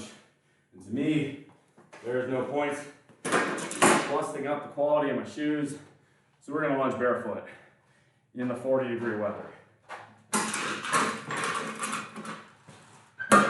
You gotta ask yourself sometimes, how bad do you want it? Are you sure? No, really.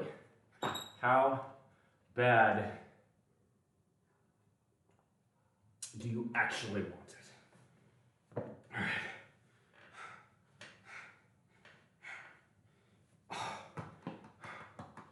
Woo! It's cold on my feet. That's all right. The blood will flow to them. Keep them warm.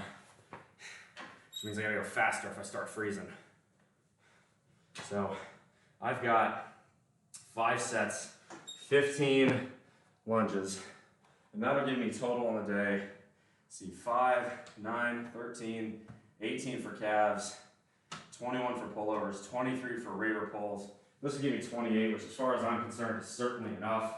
On the back of a two-a-day, a 28 set leg, a 28 set squat day on the back half of a two-a-day, I think is exceptional in terms of just sheer pain, really. But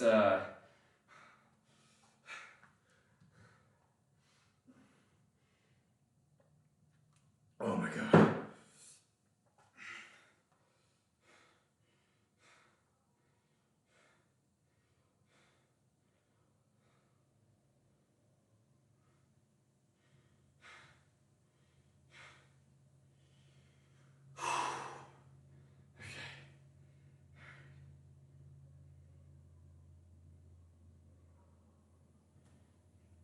Oh my god.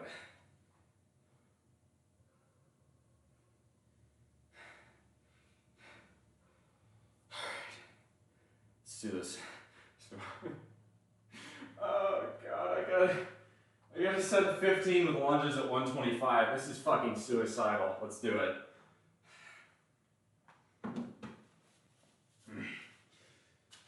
Gotta visualize something. I had to get that dog down in me. I had to visualize something that pisses me off, and I think I can think about it. Jimbo Fisher's smug ass face. V-line looks pretty well defined. Criminal, it's all right.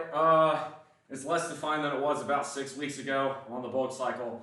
It's gonna get less defined until about March, and then I'm gonna start cutting again. My goal is to start at about 205 in November. Want to get to about 235, 240 by the end of February, early March. Test my maxes. Hopefully I can deadlift 500 by then. That would be amazing. Maybe we get it, maybe we don't. But then I'll cut. I'd love to be 225 pounds and about as well defined as I was at 205. Criminal, thank you for the follow. I'm 6'3". That is 75 inches or roughly 191 centimeters. I think I did the conversion on that right. I don't know if you are in freedom units or metric.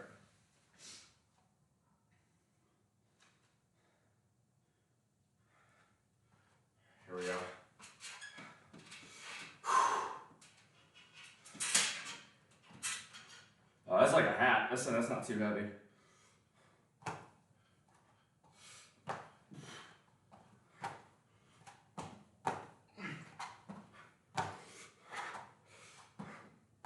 Balance.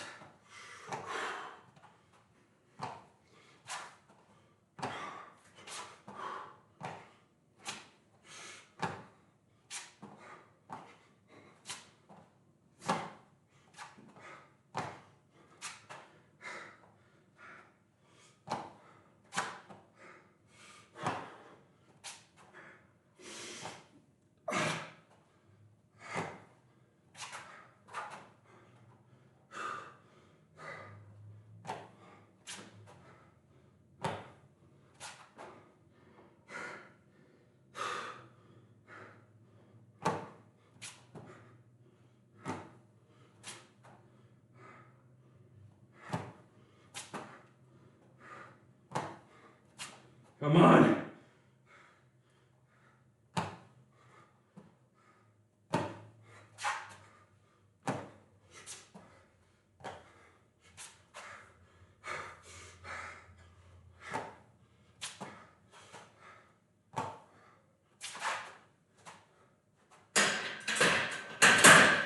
Oh my God.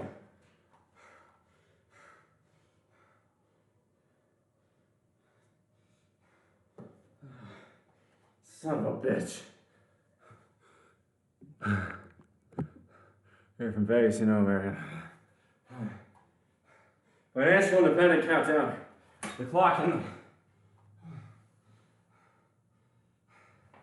the fuck. Sorry. Give me a minute. Oxygen. Clock in the bottom left corner says financially independent 497 days. What that means is at that date, which is going to be projected to be somewhere around May of 2025, I would, all things held equal, be able to quit working and never need to work another day in my life to support myself.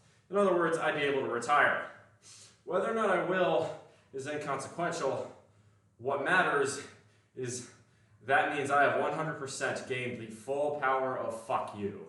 The power of fuck you is very simple. Coworkers piss you off? Fuck you. Boss busting your ass to come in on a Saturday? Fuck you, find someone else. If they don't like it, you don't need them. It completely flips the conventional power script.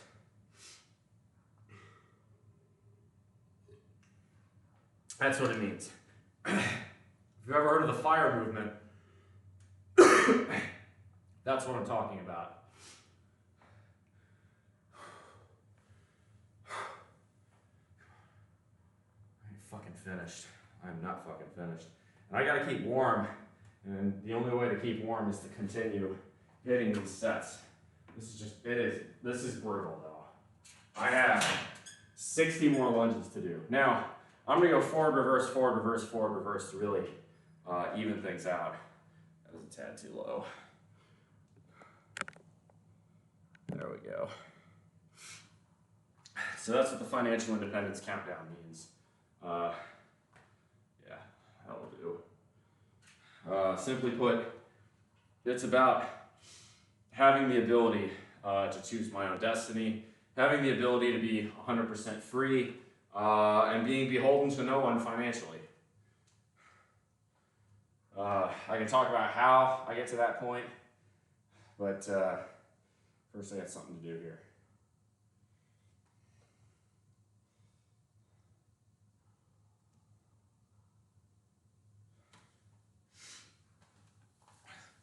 My eligible to work in nuclear, if I'm also none of that being shot, if you want me to shoot them typically down. I don't know, you'd have to ask someone from the Office of Personnel Management. Sorry, I don't think I can help you there. No comment. I don't know, I don't really want to know the answer to that question.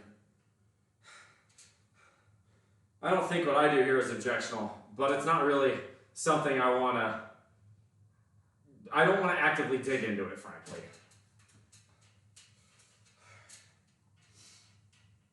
All right, here we go.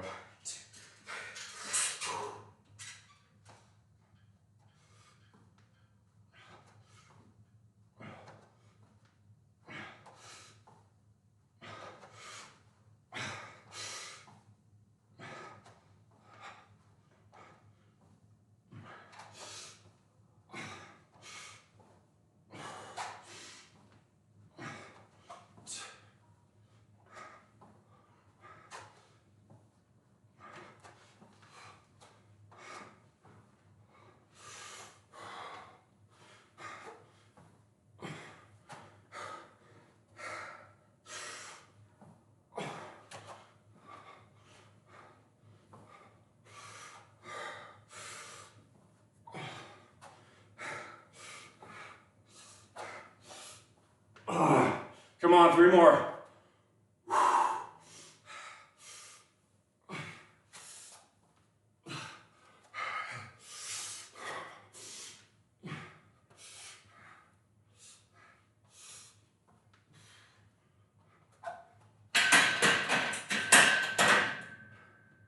They're getting crushed.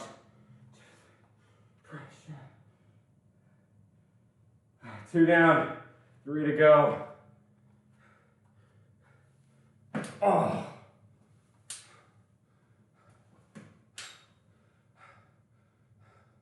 That's awesome. Yes, I'm a nuclear engineer. That is my profession.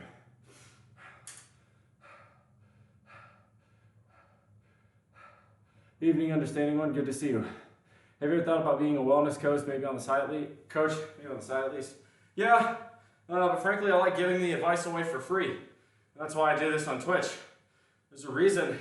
If you've noticed, if you've been watching for a little while now, you probably have noticed, there are a lot fewer ads on this channel than on most. That's no accident. I do not run my channel for profit. I get subs here and there. You know, I have to run what Twitch prescribes the minimum amount of ads, so I get, peanuts from that.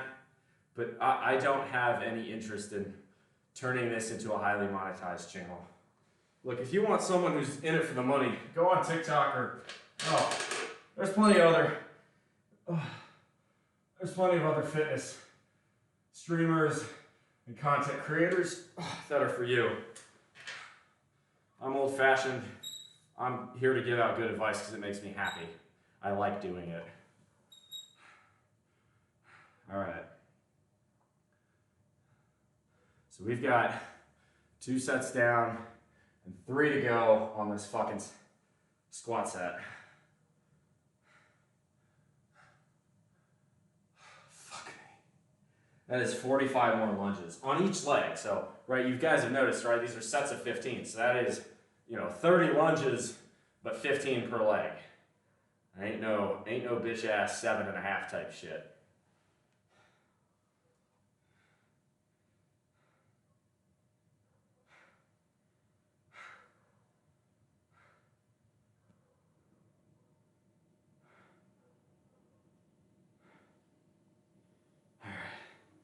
I'm gonna what's this?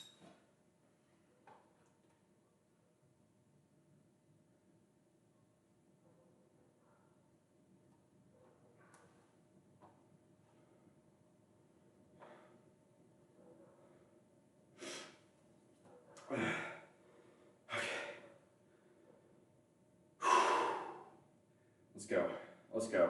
Let's go. We're not fucking finished. We're not fucking done. We got 3 more sets.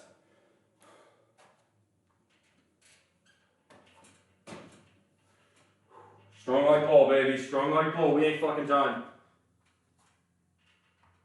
You know what? I'm gonna do it face away from the camera for a change. You guys get the back view.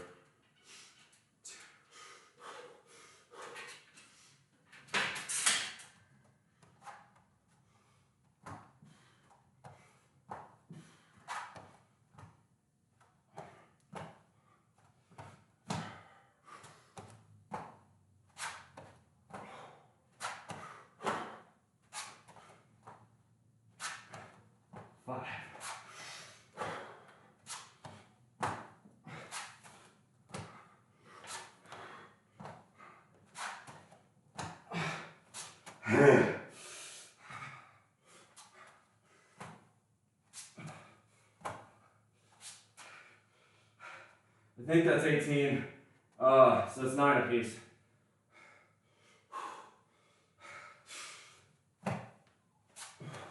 Ten.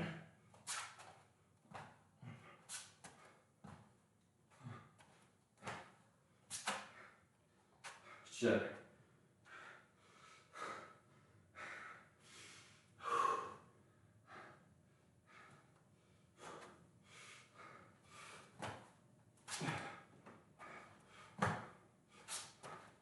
Wait, that's 13.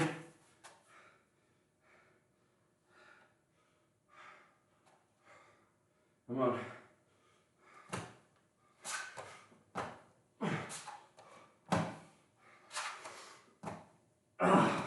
Let's go. We're not freaking done. We are not done right now. I get the second wind.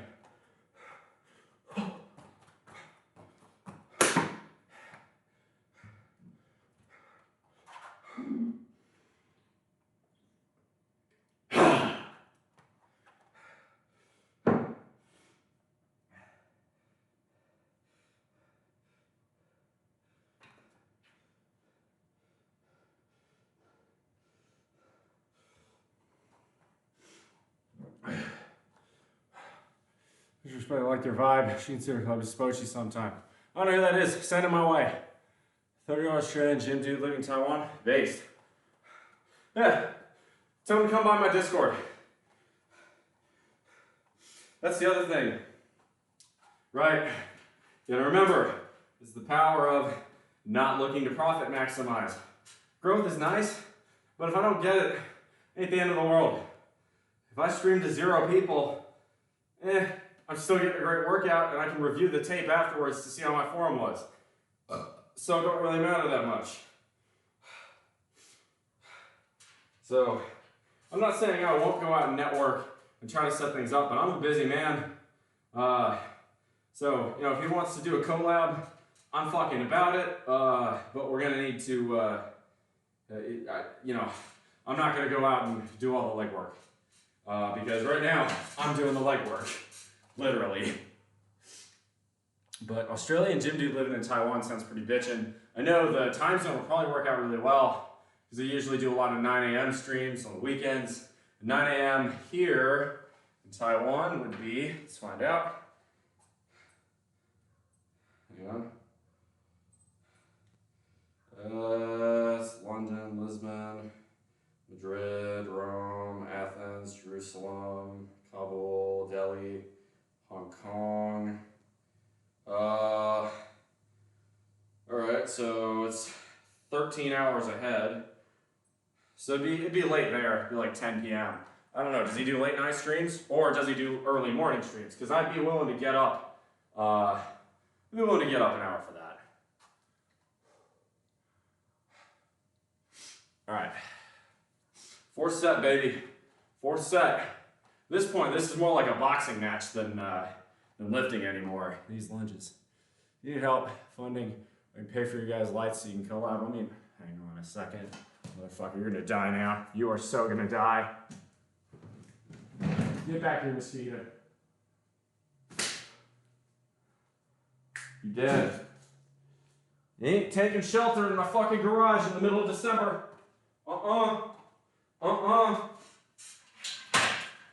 That's really card-carrying proof that I am a resident of the Deep South. It is December 20th and mosquitoes are still infested in my garage. I don't keep my garage heated. It is unheated. It is not air conditioned, so I have this fucking box fan here. All right, let's go. Let's go.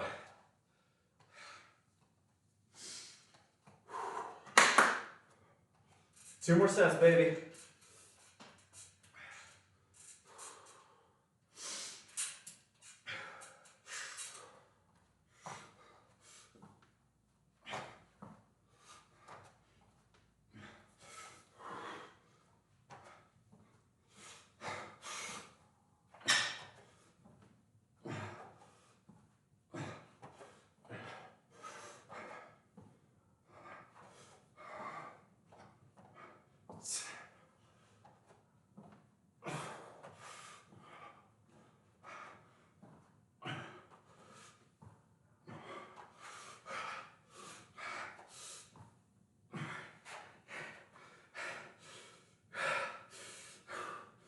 I ain't fucking quitting. Come on, halfway.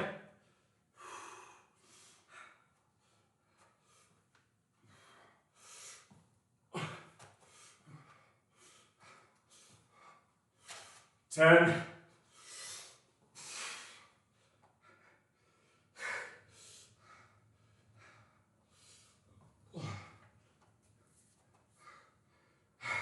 4 more.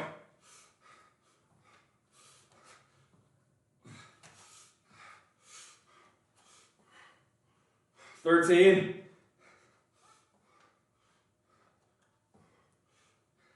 Come on.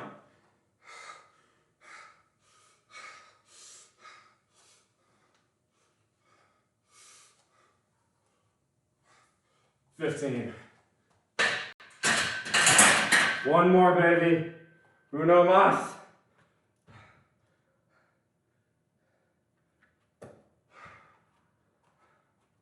I will not be outworked. There are people stronger than me. I'm gonna come in here, give it my all. And I know the exact final song I would normally use for a boxing set, but it fits too well not to use here.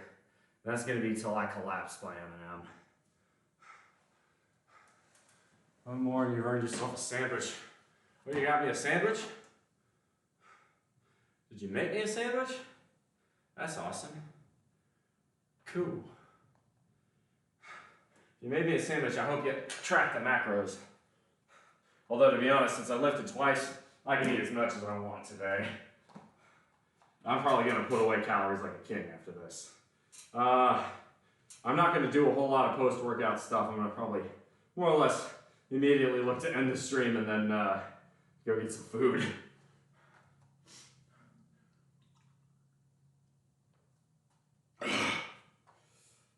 Strong like bull, baby. This is the final set of today, the 28th set of this workout. It is, that's funny. My watch said about 45 right here.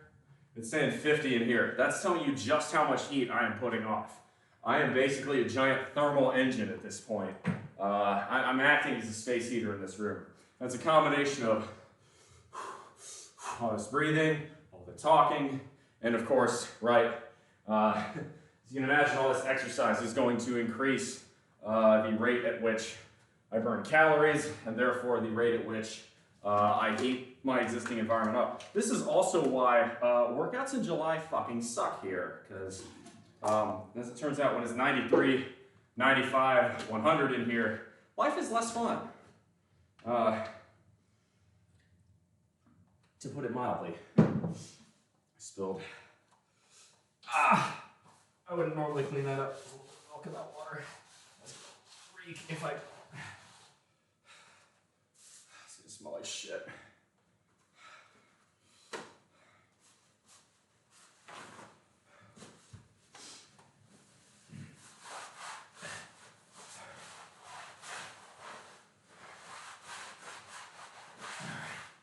That'll do.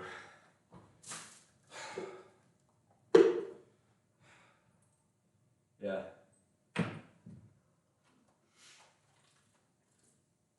All right, we got 15 more lunges to do. 125 pounds. You know, it's not a lot of weight, but this is a lot of volume. Quads are killing me. Did your goal become financially independent, become free? Will you ever build yourself a massive estate and sell its current place? No. I'm not a huge fan of having a huge estate because that means much higher maintenance and upkeep costs. If anything, I'd probably rent myself a really nice place, you know, a penthouse or something like that. Forget about owning homes, at least in the current macroeconomic environment. Buying a home doesn't make much sense. Let the landlord worry about fixing the fucking toilets. And maybe I'm a bit, let's go chicken salad based. That's gonna be excellent. God, on that bread, that's gonna be fucking fire. Let's go. Oh, all right. You know what, Dodger, you have earned a shout out for that. Shout out to my roommate Dodger Zion, by the way. I will show up in her streams a lot. Am I married? No, I'm single. Dodger is my roommate, my very good friend, and she decided to take it upon herself to make sandwiches tonight, make chicken salad tonight, which then can be applied to bread to make a chicken salad sandwich. Sounds absolutely killer, given the really rather intense exercise regimen I've put myself through today. TSM, good to see you. That's if your landlord actually fixes the toilets and shit. Some apartments are so crappy. That's what I'm saying. Rent myself a nice place.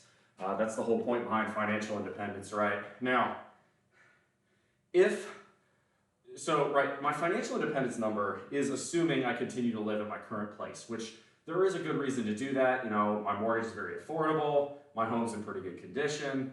You know, I'm a little bit salty about having to continually try and fix this fucking unreliable heater, but I think I finally cracked it. So, you know, big knock on wood there.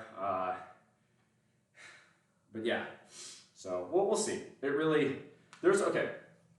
So there's a lot going on with my future plans right now. A lot is up in air.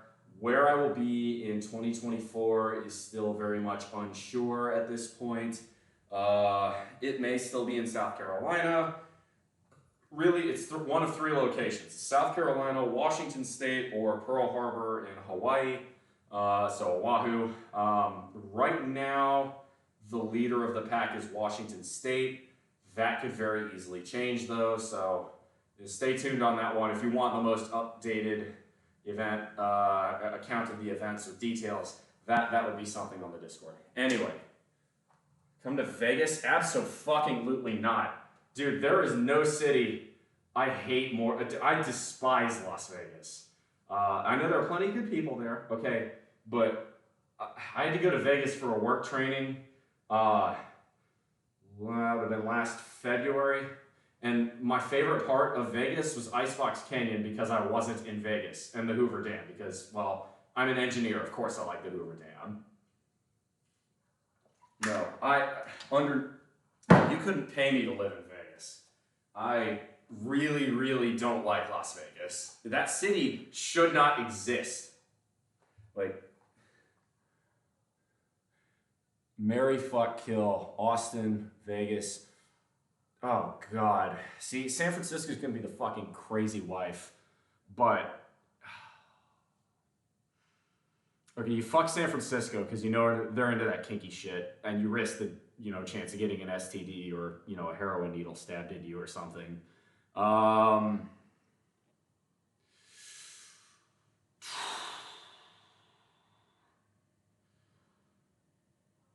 You marry Austin on the principle that Austin can be salvaged, which I think it can, thanks to the fact that it is located in a state that doesn't tolerate most of its bullshit.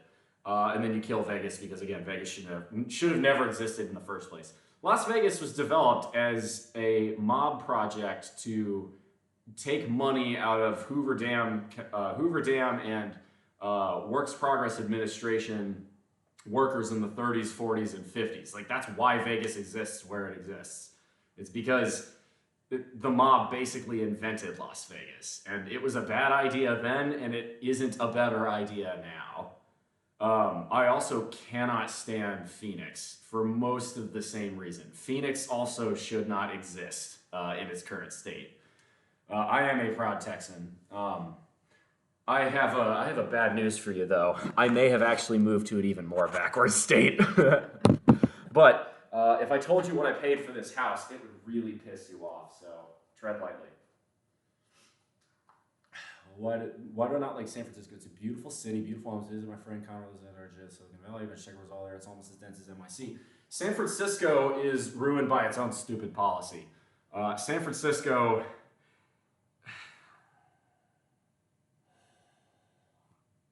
Look, okay, the city has a fucking poop map, and I get, haha, it's just a meme, but like, San Francisco has major fucking issues right now. It is unaffordable unless you are making massive amounts of money. And look, you can say, oh, well, just don't live in San Francisco then.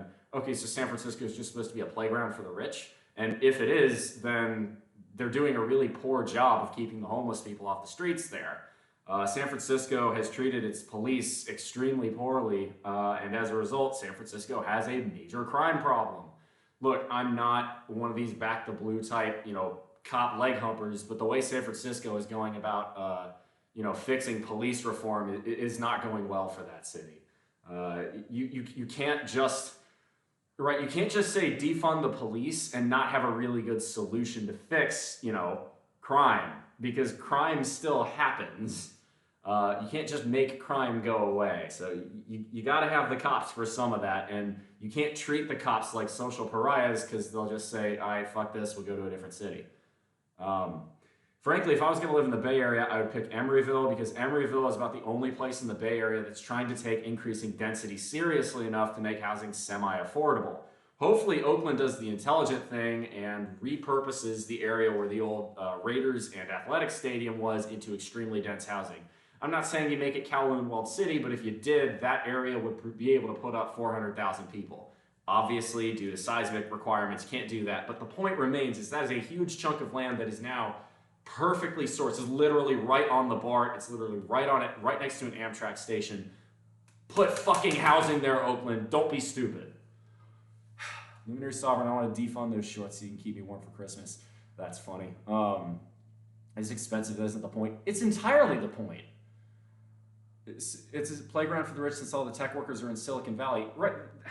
San Francisco in the 60s used to be a bastion of free speech, new ideas, and the counterculture, and that is a lot of what makes San Francisco such a special place.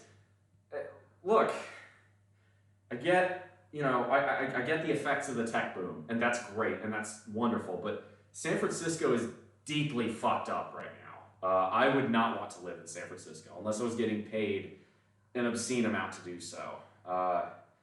San Francisco has major issues that it refuses to fix.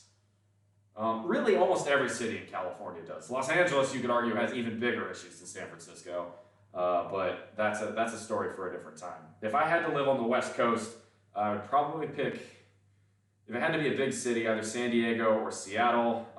If it had to be a smaller city, I think Corvallis or Eureka would be pretty nice. Anywhere around Grays Harbor in Washington, that'd be pretty good. I like Bellingham too. God save fucking Vancouver. Vancouver is even more fucked up, but it's a different story. Most engineers at FANG companies are making $300 to $400K a year, and they're working 80 hours a week for the privilege. Fuck that.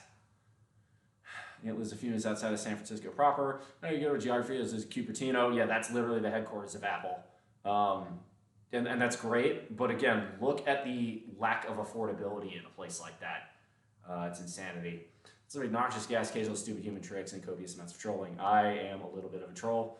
I live in DC. Most major U.S. cities are made trouble as nowadays would be to take, though. I love DC, actually. DC is the one where, for all the problems the city itself has, man, so intelligent, made up my mind, gonna marry a man like him, it's settled. Be aware, though, I'm a Texan. But this late night stream, yum, good to see you. As far as DC is concerned, I love DC. Just in particular because, one, I've got family in the greater DC metro area, but mostly because I don't think you could ever run out of things to do in that city. I have enough interests, right? I try to be a bit of a Renaissance man, and the Smithsonian it's the perfect way to educate yourself for free about basically any topic with state-of-the-art, world-class resources and people who are both really knowledgeable and really interested in the topics they're presented. So I actually have a lot of really positive things to say about DC. Is DC perfect? No, but I like DC for all of its problems. Horror show, where will you be moving? It's not sure yet. Right now, the odds favorite is going to be Washington State. There's a small chance I stay here and a small chance I move to Oahu in Hawaii. So we'll see. Tangelo, let's go. Thank you very much for the follow. Welcome to the bullpen. Criminal.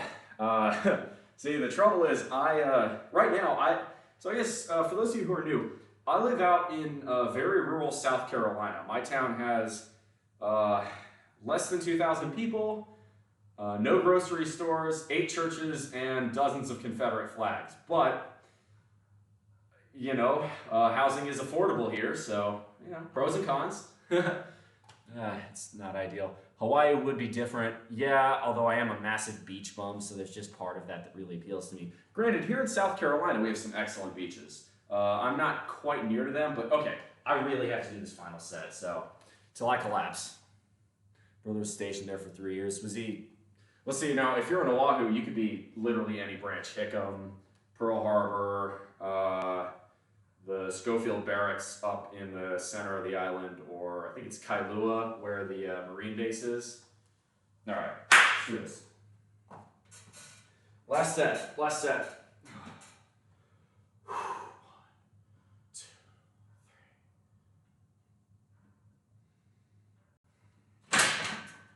Strong like bull.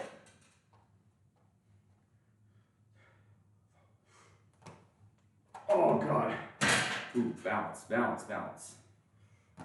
1, 2, 3, 4, 5,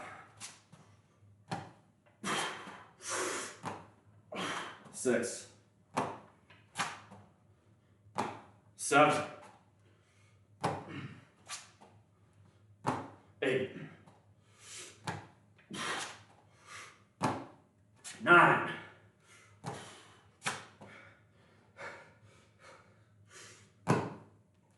10, 11, come on,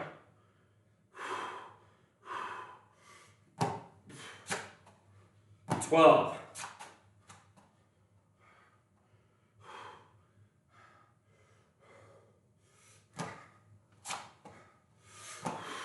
13,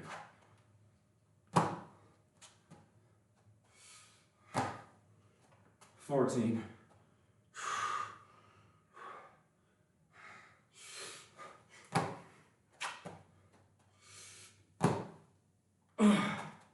that's 15.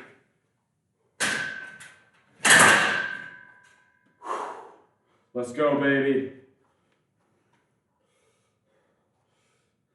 Got them hockey legs going on. Ooh, they cramping.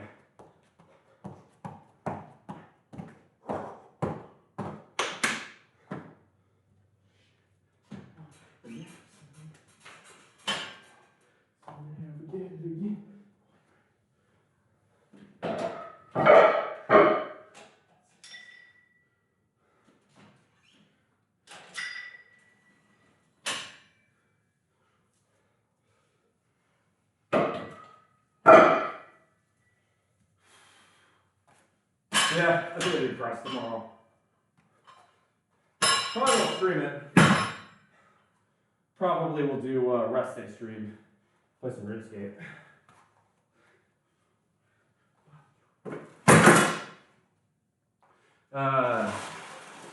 Move you guys in.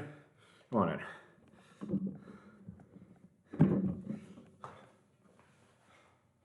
All right. Okay, so let's talk about affordability for a second. Some of the natives.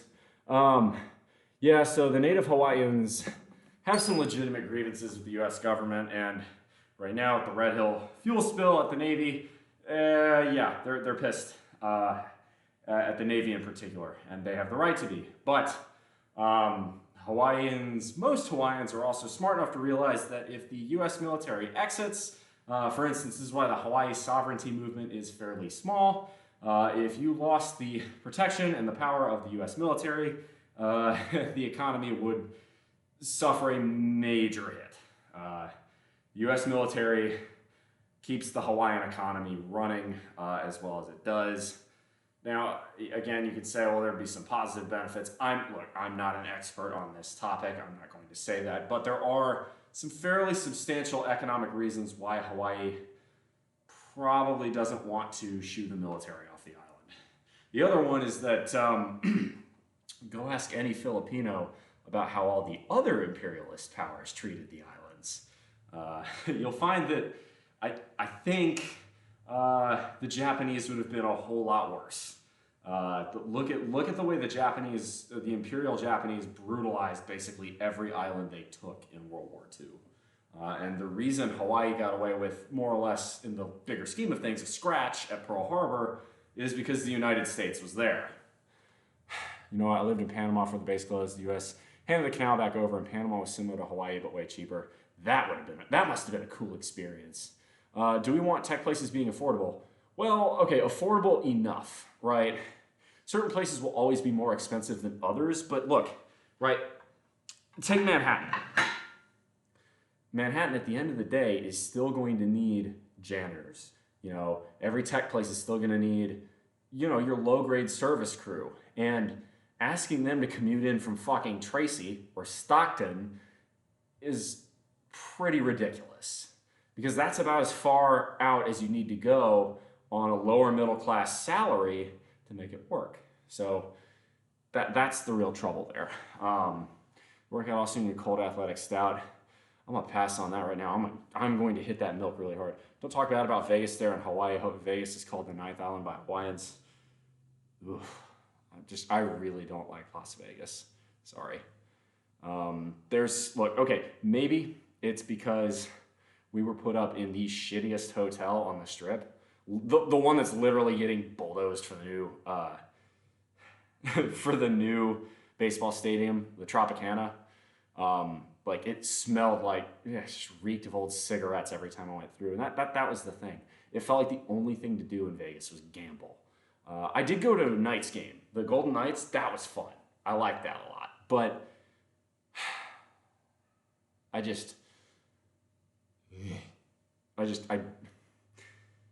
everything about Vegas's existence bothers me. I mean, to be fair, there are lots of people that like it, and there's a lot of important shit that happens there. Nellis is there for a reason. I have a bone to pick with the state of Nevada, because as a nuclear engineer, the state of Nevada, really Harry Reid, is the reason that Yucca Mountain isn't a thing, Yucca Mountain is the single most researched piece of land in the world, probably. And it was NIMBYism that stopped Yucca Mountain becoming a waste repository. There was not a better place to put nuclear waste in the country than Yucca Mountain. Yucca Mountain was perfect for it. And the idea that it just bothers me so fucking much. I have a lot of stories, right? Being a nuclear engineer in this industry, I have a lot of stories of, let's call it government fuckery, that have put the nuclear industry in the current situation that it's in. And I do truly believe this. If any other industry had to deal with the regulatory burden that the US nuclear industry had to deal with, that industry would cease to exist. Really. It is insane. It is. The US nuclear industry has to deal with, now granted, the US industry's safety record is extremely good. And the ignorance, the public ignorance, oh, God, it bothers me. I've been on that rant before. I'm not going to go there. Bull, you're a Chad, by the way, and Giga Smart. I appreciate that. It is cold. It is, I'll get out in here, at least for my, my deep southern ass, so I'm probably going to go inside and end the stream pretty soon and move to the Discord, because I'm also really hungry, and Dodger made sandwiches, which is just amazing of her, so definitely shout out to her. What's wrong with some janitor commuting from an hour away? Fam, do you really think Tracy is an hour away from Cupertino? It's a whole lot worse than that. I think you have a visceral reaction against that because North American style and pattern it is disgusting and shameful. But look, what is Cupertino? What is the 90+% of San Jose is exclusive single family zoning. That's fucked up, and that's going to make housing artificially expensive. That is not a symptom of a healthy city. A healthy city should have middle and lower class people able to, if not, thrive in it, at least get by. And in much of the Bay Area, that's not possible. There's a reason people live in their fucking cars out there. You're awesome. I appreciate that, JJ. Thank you very much. Told us you were hesitant to shave your mustache because it took so long to grow. Are you actively shaving it, or is it really growing slowly? I'm shaving it. This is a little bit of a 5 o'clock shadow, or I should say 7:30 shadow at this point. It doesn't grow quickly, but it becomes stubble after a day or two, and I don't shave it every single day because I just don't like to. I'm lazy, for lack of a better term. Do we have, all right, so I will be live again tomorrow. I'm thinking I'm going to do a press workout, but I don't know if I'm going to live stream it or not. I might not. You got a fitness question? Toss it out. What you got? because we'll do a little bit more Q&A, but then I'm going to go inside and eat and probably look to raid someone. By the way, for those of you who are new to my channel and want more content and want to hang out with me off hours, oh my god, my quads. Oh, there you go. Oh, ow. Okay, ow. Woo, woo. Aha. All right, that is painful. Okay, walking is going to be difficult for the rest of the evening. That's awesome. Oh, I do feel like fucking Chad for doing a two-a-day though. That's the first two-a-day I've done since probably high school. Is there a reason difference is why you did some exercise with shoes on and why you did some barefoot? Yes. Okay, so I put my shoes back on. I took them off just for the lunges. Now, why did I do that? Well, the reason is that you could argue, okay, some people like doing all their leg workouts barefoot because they feel more planted to the ground and more balanced and this, that, and the other. I'm not going to argue that and get into the weeds on that. Really, my advice to you is do what's comfortable, although at most commercial gyms, you will not be able to go barefoot. I go barefoot in here on lunges in particular because I'm a tight ass, and these are $12 knockoff Converse I got from Walmart, and if I lunge in them, I'm probably going to blow them out. That's the real reason. Not a fan of people forcing people to do certain things, like to keep routine. Honestly, I like to build up. Canada, USA, when you guys identify in place, always some new luxury apartment wouldn't change things when I guess single family homes. Okay, so yes and no. Okay, there's a reason that take Manhattan, right? As bad as Manhattan, as bad as New York City is in terms of affordability, it's still far better than San Francisco. It's still far better than San Jose. It's still far better than the Bay Area. Why is this? It's because it's a lot more dense. And in the Bay Area, you don't have any more land. San Francisco is on a peninsula. There's only that amount of land. San Jose is a little bit more sprawling. You've got a little bit more land to work with there. 90% of that land is dedicated to single-family exclusive housing. That's just not realistic when you're going to have the hub, the tech industry, of a major, it has a huge employer. You're going to have just, demand is going to outstrip supply, and when that happens, prices go rocketing through the roof. You've got to be able to densify, and the problem here is excessive government regulation. If you know about the amount of red tape the California state government forces, and the local governments too, force on literally any project, between community reviews, environmental reviews, state regulations, and so on and so forth, the red tape costs an incredible amount to process through when you're trying to get a project approved, right?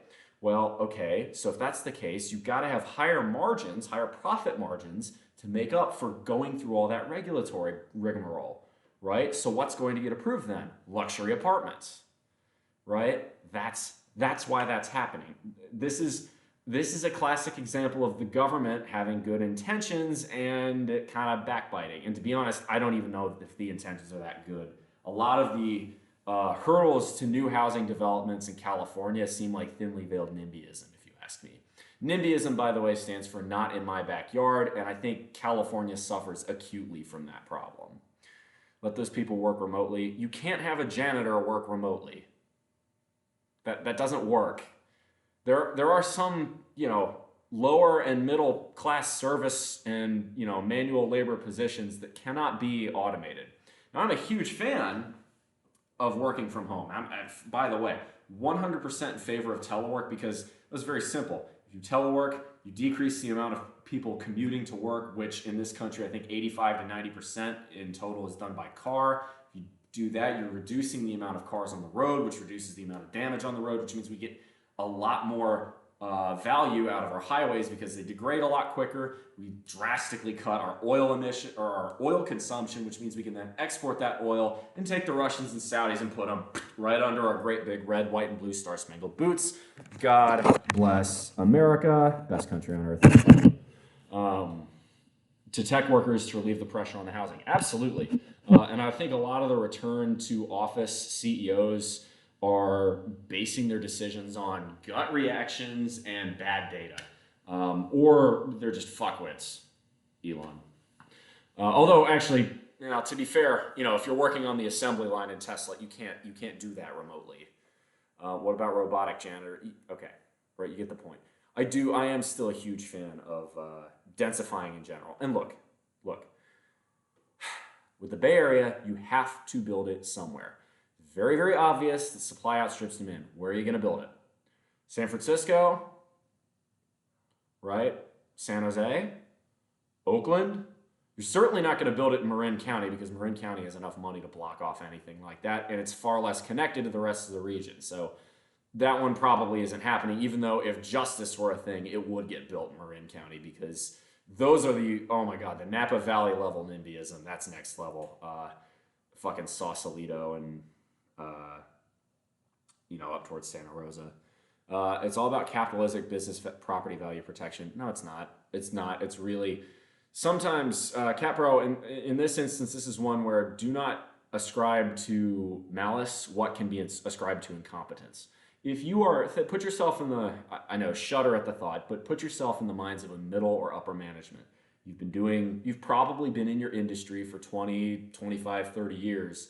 All of a sudden, pandemic hits 2020, you've got to adjust on the fly from everything you've ever known.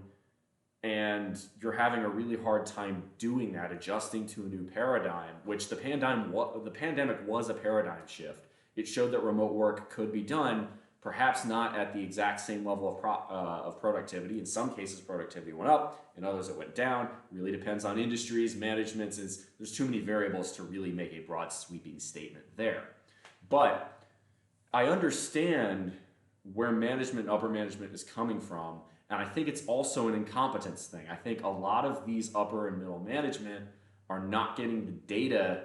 They're not getting reliable enough data, and they don't understand at the remote worker level why some things are preferable to others.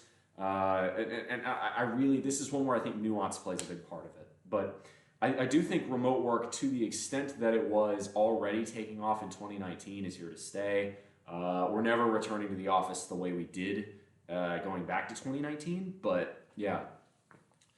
Put yourself in the mind of a wealthy land ownership class seeing their investments tank. Right now, this is where the government can come in and help. And no, I'm not saying a bailout for the rich. I'm saying cut regulations on what housing must look like, right?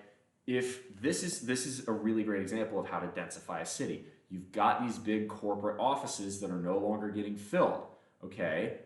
It is possible to convert them to housing, and a lot of times fairly profitable housing. The trouble is that these buildings are not necessarily designed for housing, so you're going to have to make engineering decisions within these big corporate skyscrapers to try and accommodate that. Now, how are you going to do that? Well, it's going to require some out-of-the-box thinking, and unfortunately, the government doesn't like out-of-the-box thinking. The government likes everything in their little box, so that way the forms can be triplicated and signed, and there's all, and all the bureaucracy has to take its turn.